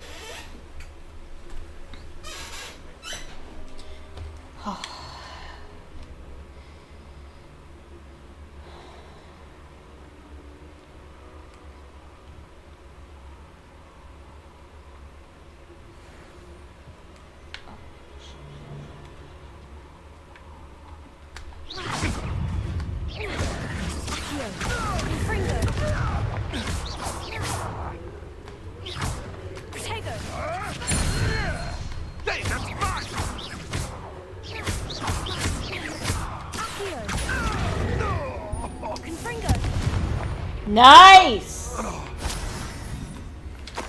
Got a poacher. Oh, I got some Wig and Will potion. Heck yeah. Oh no.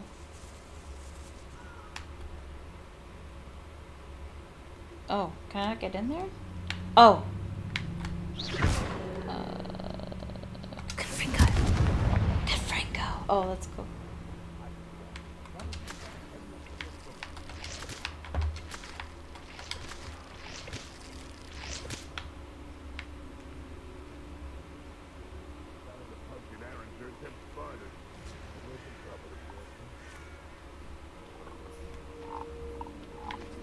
Toads. Hello, Toads.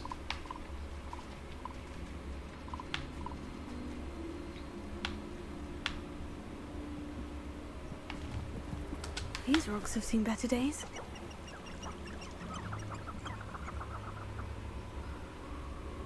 Dueling combo. Watcha! Look, that didn't really do it. Here. Fringo.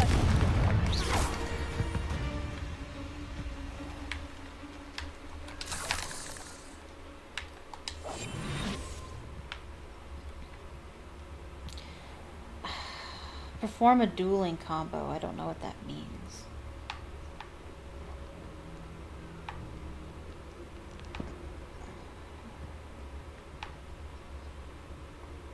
Are we almost there? What is this? I tell you this, Hogwarts is lucky they've got protection charms. Oh. Jeez, he sounded like right by my ear.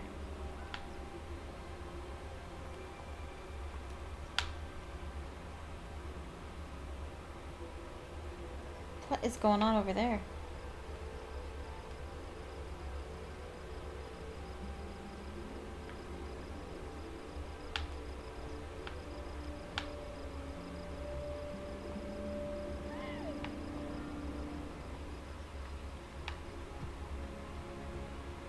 I think those deer are confused.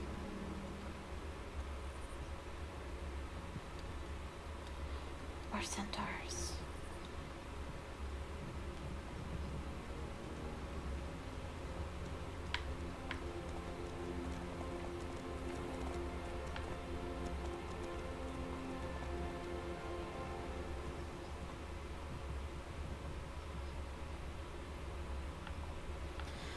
Whew, I'm getting hungry. You better get there soon.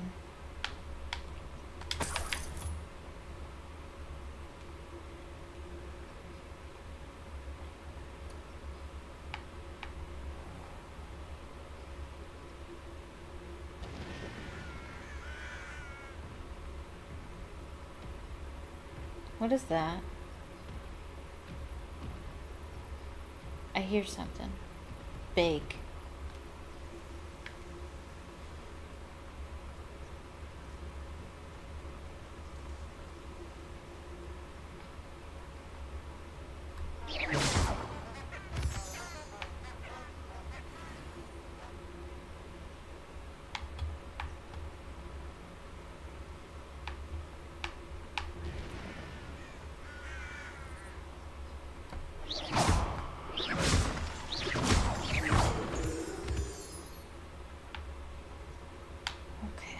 Okay.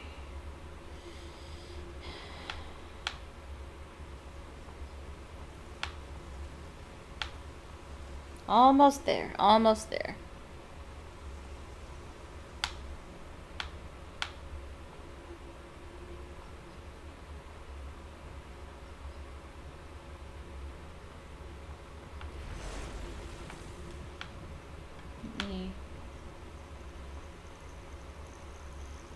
Activate that. Zanbakar's tower. Lovely view, I'd imagine. No idea who this Bakar is, mind you.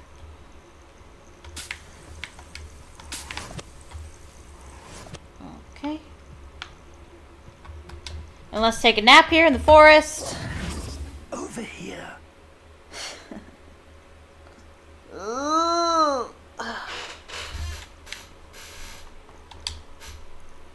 We're not alone. We are not. Ranrock's loyalists. Around a dozen I can see, but could be more. Can't we apparate past them into the tower? We could, but we've no idea what's in the tower. More importantly, however, I'd like to know why they're here. They've set up camp just ahead. I suggest we investigate a little before doing anything else. Let's go. Okay. Oh, this isn't ideal. No, it isn't. This way. And I'd suggest we use the disillusionment charm here. No sense in announcing our arrival. I've been using it. I think I'm going to stop it there, though, because I'm starting to get hungry and my tummy's starting to hurt. I think that is sufficient enough for today. Man. I'm going to save it first before I do anything else. Just in case We experienced the blue screen of death.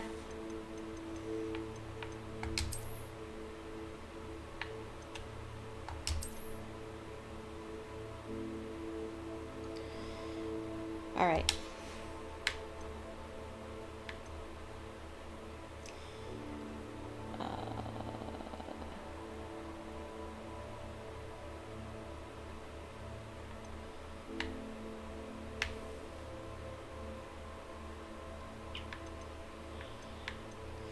Load game? Oh. No.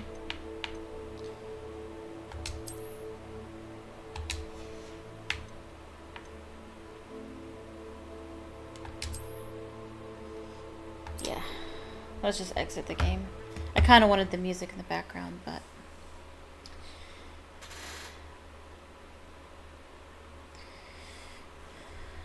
Okay, okay. Oh. All right. Whew. We did it! We did it! We played Hogwarts Legacy! Yes! All right. Go team!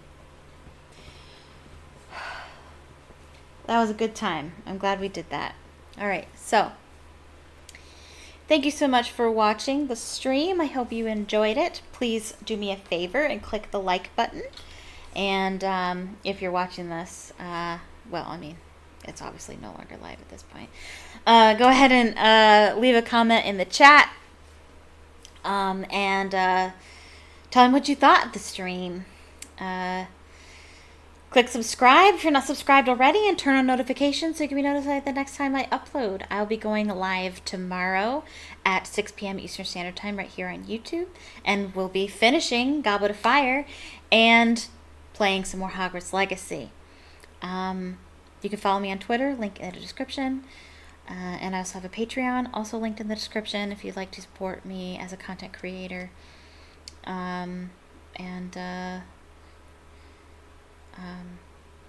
Wow, my brain just got stuck. If you want to support me as a content creator, or if you want to read my writing, I have short stories on there. I also have free stuff, including Harry Potter fanfiction, available for everyone. Check it out, link in the description. Also in the description is my Instagram and my TikTok. And yeah, I think that's it. So thank you so much for watching, and I hope you have a magical evening. Bye-bye.